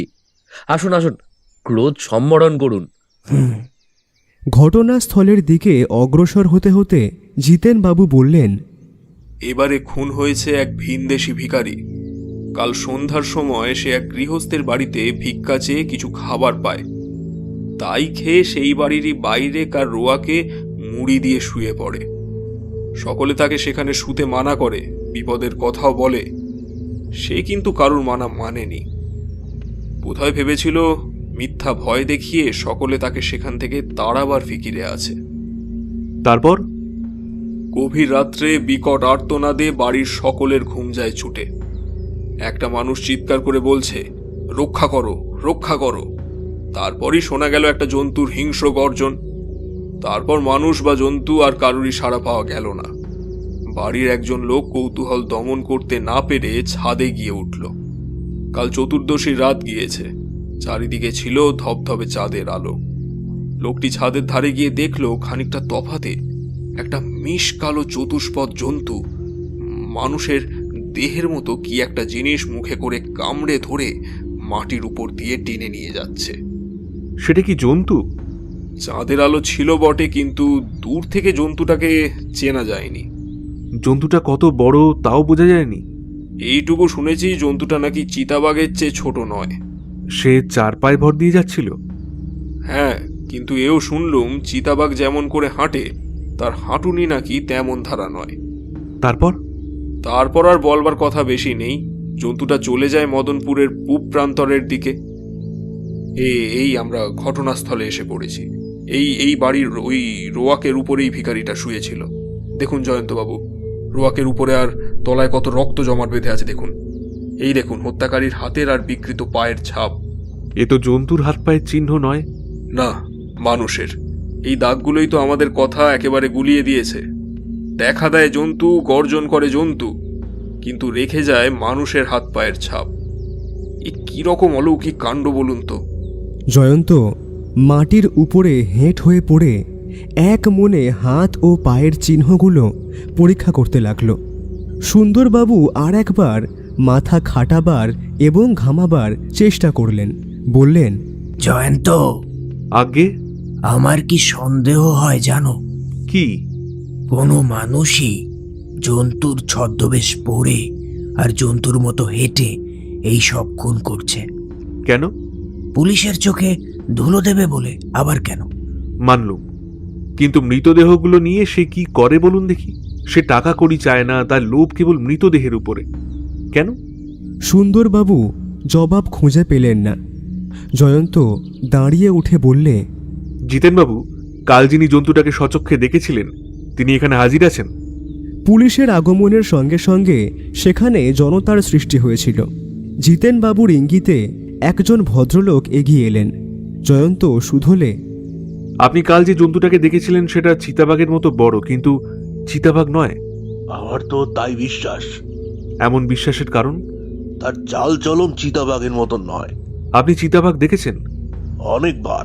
কোনো কোনো জাতের কুকুরও চিতাবাঘের মতো বড় হয় জানেন? জানি, কিন্তু সেই জন্তুটা কুকুরও নয়। তবে সেটা কি হতে পারে? জানি না, আমি তাকে স্পষ্ট দেখিনি। তার ল্যাজ আছে? থাকতে পারে, কিন্তু আমি দেখিনি। সে এখান থেকে কত দূরে ছিল? হাত তুলে একটা জায়গা দেখিয়ে দিয়ে ভদ্রলোক বললেন, ওইখানে। যথাস্থানে গিয়ে দাঁড়িয়ে জয়ন্ত মাটির দিকে তাকিয়ে বললে, ধুলোর উপর দিয়ে একটা রক্তাক্ত দেহ টেনে নিয়ে যাওয়ার স্পষ্ট চিহ্ন রয়েছে। এই চিহ্ন ধরে যে কোনো শিশু অগ্রসর হতে পারে।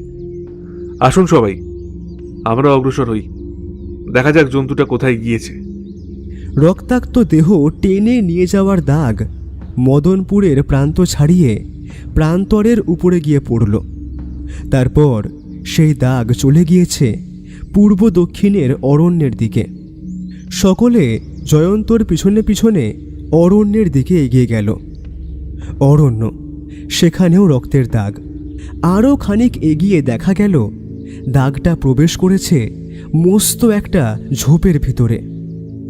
জয়ন্ত বাইরে থেকেই সেই ঝোপটার ভিতরে উঁকিঝুঁকি মারলে। ঝোপের উপরে হাতের লাঠি দিয়ে বার কয়েক আঘাত করলে। জিতেনবাবু উত্তেজিত কণ্ঠে বললেন, আপনি কি মনে করেন জন্তুটা ওই ঝোপের ভিতরে আশ্রয় নিয়েছে? তাই মনে করছিলুম বটে, কিন্তু সে এখানে নেই। আপনারা এখানে একটু অপেক্ষা করুন তো, আমি আগে ঝোপের ভিতরটা দেখে আসি। খুব সাবধান। জয়ন্ত হামাগুড়ি দিয়ে সেই ঝোপের ভেতরে গিয়ে ঢুকল। মিনিট খানেক পরে আবার ঝোপের বাইরে ফিরে এলো সেইভাবেই। মুখ তার গম্ভীর। কি দেখলে? বিভৎস দৃশ্য। হ্যাঁ, ঝোপের ভিতরে রয়েছে একটা আধখান খাওয়া মানুষের দেহ। এদিকে ওদিকে ছড়ানো আছে মাংসহীন হাড়ের টুকরো আর নাড়িপুরি। জন্তুটা এখানে নেই। ওই জন্তুটা মানুষ মারে মাংস খাবার জন্যে। জিতেনবাবু ঝোপের দিকে অগ্রসর হচ্ছিলেন। জয়ন্ত বললে, ওদিকে যাবেন না। কেন? সেই জন্তু কিংবা কিম্ভূত কিমাকার জীবটা আবার ওই ঝোপে ফিরে আসবে। কি করে জানলেন? ধরুন বাঘের কথা, কোনো জীব বধ করে একদিনে সে তার সবটা খেতে পারে না, বাকি অংশটা পরে খাবে বলে ঝোপঝাপের ভিতরে লুকিয়ে রেখে যায়। আমার বিশ্বাস এই জন্তুটাও তাই করেছে। এখানে যখন আধখানা খাওয়া মৃতদেহ লুকিয়ে রেখে গিয়েছে, সে আবার এখানে আসবে, খুব সম্ভবত আজ রাত্রেই। আমি চাই ঝোপের ভিতরটা যেমন আছে তেমনি থাক। সে যেন সন্দেহ করতে না পারে ওখানে বাইরের কেউ এসেছিল। এখন আমাদের কি কর্তব্য? ঝোপের পাশেই রয়েছে ওই প্রকাণ্ড বট গাছটা। তাড়াতাড়ি লোকজন নিয়ে এসে জনচারেক মানুষ বসতে পারে এমন একটা মাচান তৈরি করে ফেলুন ওই গাছের ডালে। আজ আমাদের ওইখানেই রাত্রিবাস করতে হবে নাকি? নিশ্চয়ই। ওই জন্তুটা কি তা জানতে পারলেই মদনপুরের সমস্ত হত্যা রহস্য পরিষ্কার হয়ে যাবে। সুন্দরবাবু বিড়বিড় করে বললেন, ছাড়লে রে, জয়ন্ত আমাকেও দেখছি ছাড়বে না। আমার এই বিপুল বপু আর ওই উঁচু গাছের মচমচে মাচান, সর্বনাশ।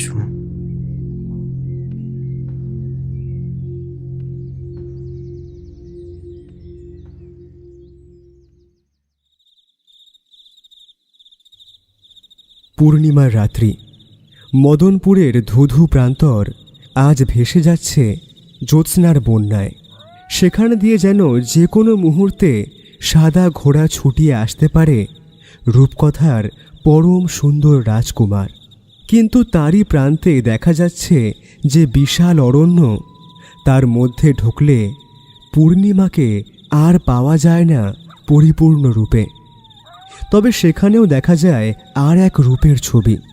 সেখানে চন্দ্রকিরণ খেলে অন্ধকারের সঙ্গে লুকোচুরি। সেখানে আলো আর আধার দেখায় যেন আশা আর নিরাশার ছন্দে। কিন্তু সেখানে খালি রূপের ছবি নয়, কানের কাছে ধরা দেয় যে অভাবিত শব্দময় জগৎ, তার সঙ্গে সঙ্গীতের সম্পর্ক অল্প। সাপ করে ফোঁস ফোঁস, হিংস্র জন্তু করে বুভুক্ষু চিৎকার, আক্রান্ত জীব করে অন্তিম আর্তনাদ। যেখানেই অন্ধকার সেখানেই মনে হয় ভয়াবহ মৃত্যুদূতরা গোপনে বসে ষড়যন্ত্র করছে জীবনের বিরুদ্ধে। তার উপরে আছে গহন রাত্রির রোমাঞ্চকর রহস্যময় ভাষা, যা কানে শোনা যায় না, কেবল অনুভব করতে হয় প্রাণে প্রাণে। বটগাছের মাচানের উপরে আছে 4 মূর্তি: জয়ন্ত, মানিক, জিতেনবাবু ও সুন্দরবাবু। কারুর মুখেই টু শব্দটি নেই। প্রত্যেকেই বসে আছে স্থির পাথরের পুতুলের মতো। প্রত্যেকেরই দৃষ্টি নিবদ্ধ নিচের মস্ত ঝোপের দিকে। যে কোনো সময়ে ওখানে যে আশ্চর্য দৃশ্যের অবতারণা হতে পারে, তারই জন্যে যেন রুদ্ধশ্বাসে প্রস্তুত হয়ে আছে সকলেই। এইভাবে কেটে গিয়েছে প্রায় 3 ঘন্টা। সুন্দরবাবুর মনে হয়েছে এই 3 ঘন্টা যেন 3 যুগ। এখানে আছে আবার সেই পাজির পাঝাড়া মশার দলের সঙ্গে নতুন নতুন জাতের অজানা কীটপতঙ্গ।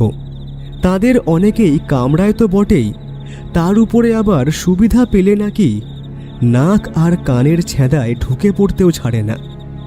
কানে পোকা ঢুকলে কান ভোঁ ভোঁ করে বটে, তবে বাইরে তা শোনা যায় না।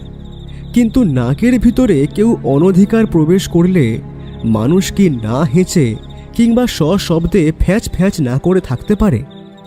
এরই মধ্যে সুন্দরবাবু 3 বার জোরে হেঁচে ফেলেছেন এবং সশব্দে ফ্যাঁচ ফোঁচ করেছেন অন্তত 12 ছয়েক।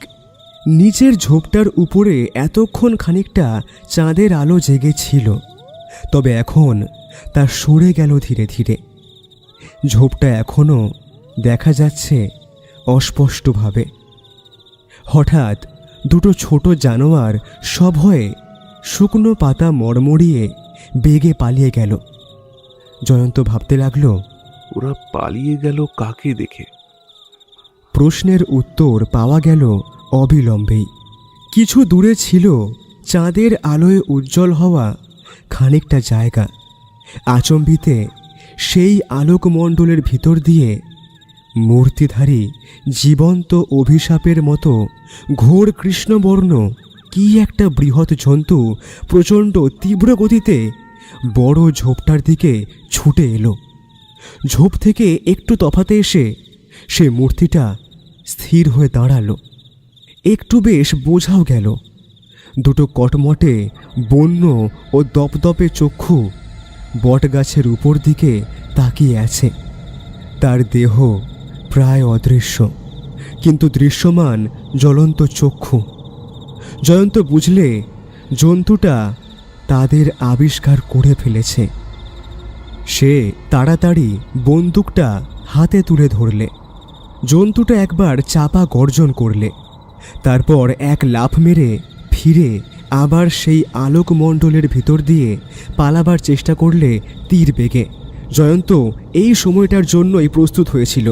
তার বন্দুক হুঙ্কার দিয়ে উঠল তৎক্ষণাৎ, এবং সঙ্গে সঙ্গে একটা আকাশ ফাটানো, বন কাঁপানো অমানসিক চিৎকার করে জন্তুটা মাটির উপরে আছড়ে পড়ল। দু একবার ছটফট করলে, আর তারপরেই একেবারে আড়ষ্ট। আরও নিশ্চিত হওয়ার জন্যে জয়ন্ত তার নিশ্চেষ্ট দেহ লক্ষ্য করে আরও একবার বন্দুক ছুড়লে, কিন্তু মূর্তি আর নড়লে না। জয়ন্ত গাছ থেকে নামতে নামতে বললে, জিতেনবাবু, আপনারাও আসুন। সবাই আলোকমণ্ডলের কাছে গিয়ে দাঁড়ালো। সকলেরই দৃষ্টি বিপুল বিস্ময়ে স্তম্ভিত। ওটা কিসের মূর্তি? মানুষের না জন্তুর? টর্চের আলোতে দেখা গেল তার সর্বাঙ্গ মানুষের মতন বটে, কিন্তু মনুষ্যত্ব নেই তার কোথাও। সমস্ত দেহটাই লম্বা লম্বা কালো লোমে আচ্ছন্ন। মাথায় জটপাকানো দীর্ঘ রুক্ষ চুল, কর্কশ ও বৃহৎ দাড়ি গোঁফে মুখখানা প্রায় ঢাকা। বোজা চোখ দুটো দেখা যাচ্ছিল না। নাসারন্ধ্র অস্বাভাবিক রূপে স্ফীত। পশুভাবপূর্ণ পুরু পুরু ফাঁক করা ওষ্ঠাধরের ভিতর থেকে বড় বড় হিংস্র ও বিবর্ণ দাঁতগুলো দেখা যাচ্ছে। পৃথিবীর কোনো মানুষেরই দাঁত ওই রকম হয় না। হাতের ও পায়ের আঙুলেও অত্যন্ত লম্বা ও ধারালো নখ। পায়ের চেটো বিকৃত। এই রকম পা নিয়ে কেউ মানুষের মতন সোজা হয়ে মাটির উপর দিয়ে হাঁটতে পারে না। এ যেন অর্ধ মানব ও অর্ধ পশুর দেহ। সকলের আগে কথা কইলে মানিক বললে, গুলি খেয়ে ওই মূর্তিটা যখন চেঁচিয়ে উঠেছিল তখন আমার মনে হয়েছিল যেন একটা নেকড়ে বাঘ চিৎকার করছে। ঠিক বলেছ মানিক, আমারও বিশ্বাস এ হচ্ছে নেকড়ে মানুষ। নেকড়ে মানুষ আবার কি? তাও আবার হয় নাকি? এদেশের সংবাদপত্রে এমনকি মাসিক পত্রিকাতেও এই রকম সব নেকড়ে মানুষের বিবরণ আর ছবি বার কয়েক প্রকাশিত হয়েছে। একটি নেকড়ে মানুষের ফটো আমার কাছে আছে, তবে সে পুরুষ নয়, মেয়ে। রাঁচি অঞ্চলের বনে তাকে পাওয়া যায়। এক পাদ্রী সাহেব তাকে পালন করেন। আশ্চর্য ব্যাপার। কিছুই আশ্চর্য নয়। হয়তো নেকড়ে বাঘিনীর বাচ্চাগুলো কোনো গতিকে মারা গিয়েছিল, তারপর খুব শিশু অবস্থায় এই মানুষটাকে সে চুরি করে নিয়ে যায়। নেকড়েদের মনুষ্য শিশু চুরি করার বদ অভ্যাসও তো আছে। তারপর যে কোনো কারণেই হোক নেকড়ে মায়ের প্রাণে মায়া বা স্নেহের উদ্রেক হয়। শিশুকে সে বধ না করে প্রথমে নিজের দুগ্ধ দিয়ে পরে শিকার করা জীবজন্তু খাইয়ে পালন করে। নেকড়ের সঙ্গে থেকে থেকে এই মানুষটাও ক্রমে নেকড়ে ভাবাপন্ন হয়ে ওঠে। আফ্রিকায় একবার একটি মানুষের মেয়েকে পাওয়া গিয়েছিল। তাকেও শিশু বয়সে চুরি করে পালন করেছিল গরিলারা, আর তারও প্রকৃতি হয়ে গিয়েছিল গরিলাদের মতোই। এই মাস কয়েক আগেই সংবাদপত্রে আর মাসিক পত্রিকায় একটি হরিণ মানুষের ছবি আর বিবরণ বেরিয়েছে। আপনারা দেখেননি? সে বাস করত বনের হরিণদের সঙ্গে। হঠাৎ ধরা পড়েছে বলেই আমরা তার কথা জানতে পেরেছি। জিতেন বাবু একটা নিঃশ্বাস ফেলে বললেন, হ্যাঁ, অদ্ভুত এই পৃথিবীর রহস্য। আমরা কতটুকু খবরই বা রাখতে পারি। যাক, নেকড়ে মানুষ আর ইহলোকে নেই। মদনপুরের বাসিন্দারা এবার হাঁপ ছেড়ে বাঁচবে। সুন্দরবাবু বললেন, আমিও বাঁচলুম। আর আগডালে মগডালে মাচানে বসে কীট পতঙ্গের খোরাক হতে হবে না বাপ্পা। মানিক বললে, আবার বাব্বা কেন সুন্দরবাবু? আপনার সুবিখ্যাত শব্দটি উচ্চারণ করে এখন মধুরেন সমাপয়েং করতে আজ্ঞা হোক। সুন্দরবাবু হাসতে হাসতে বললেন, অবশ্য অবশ্য।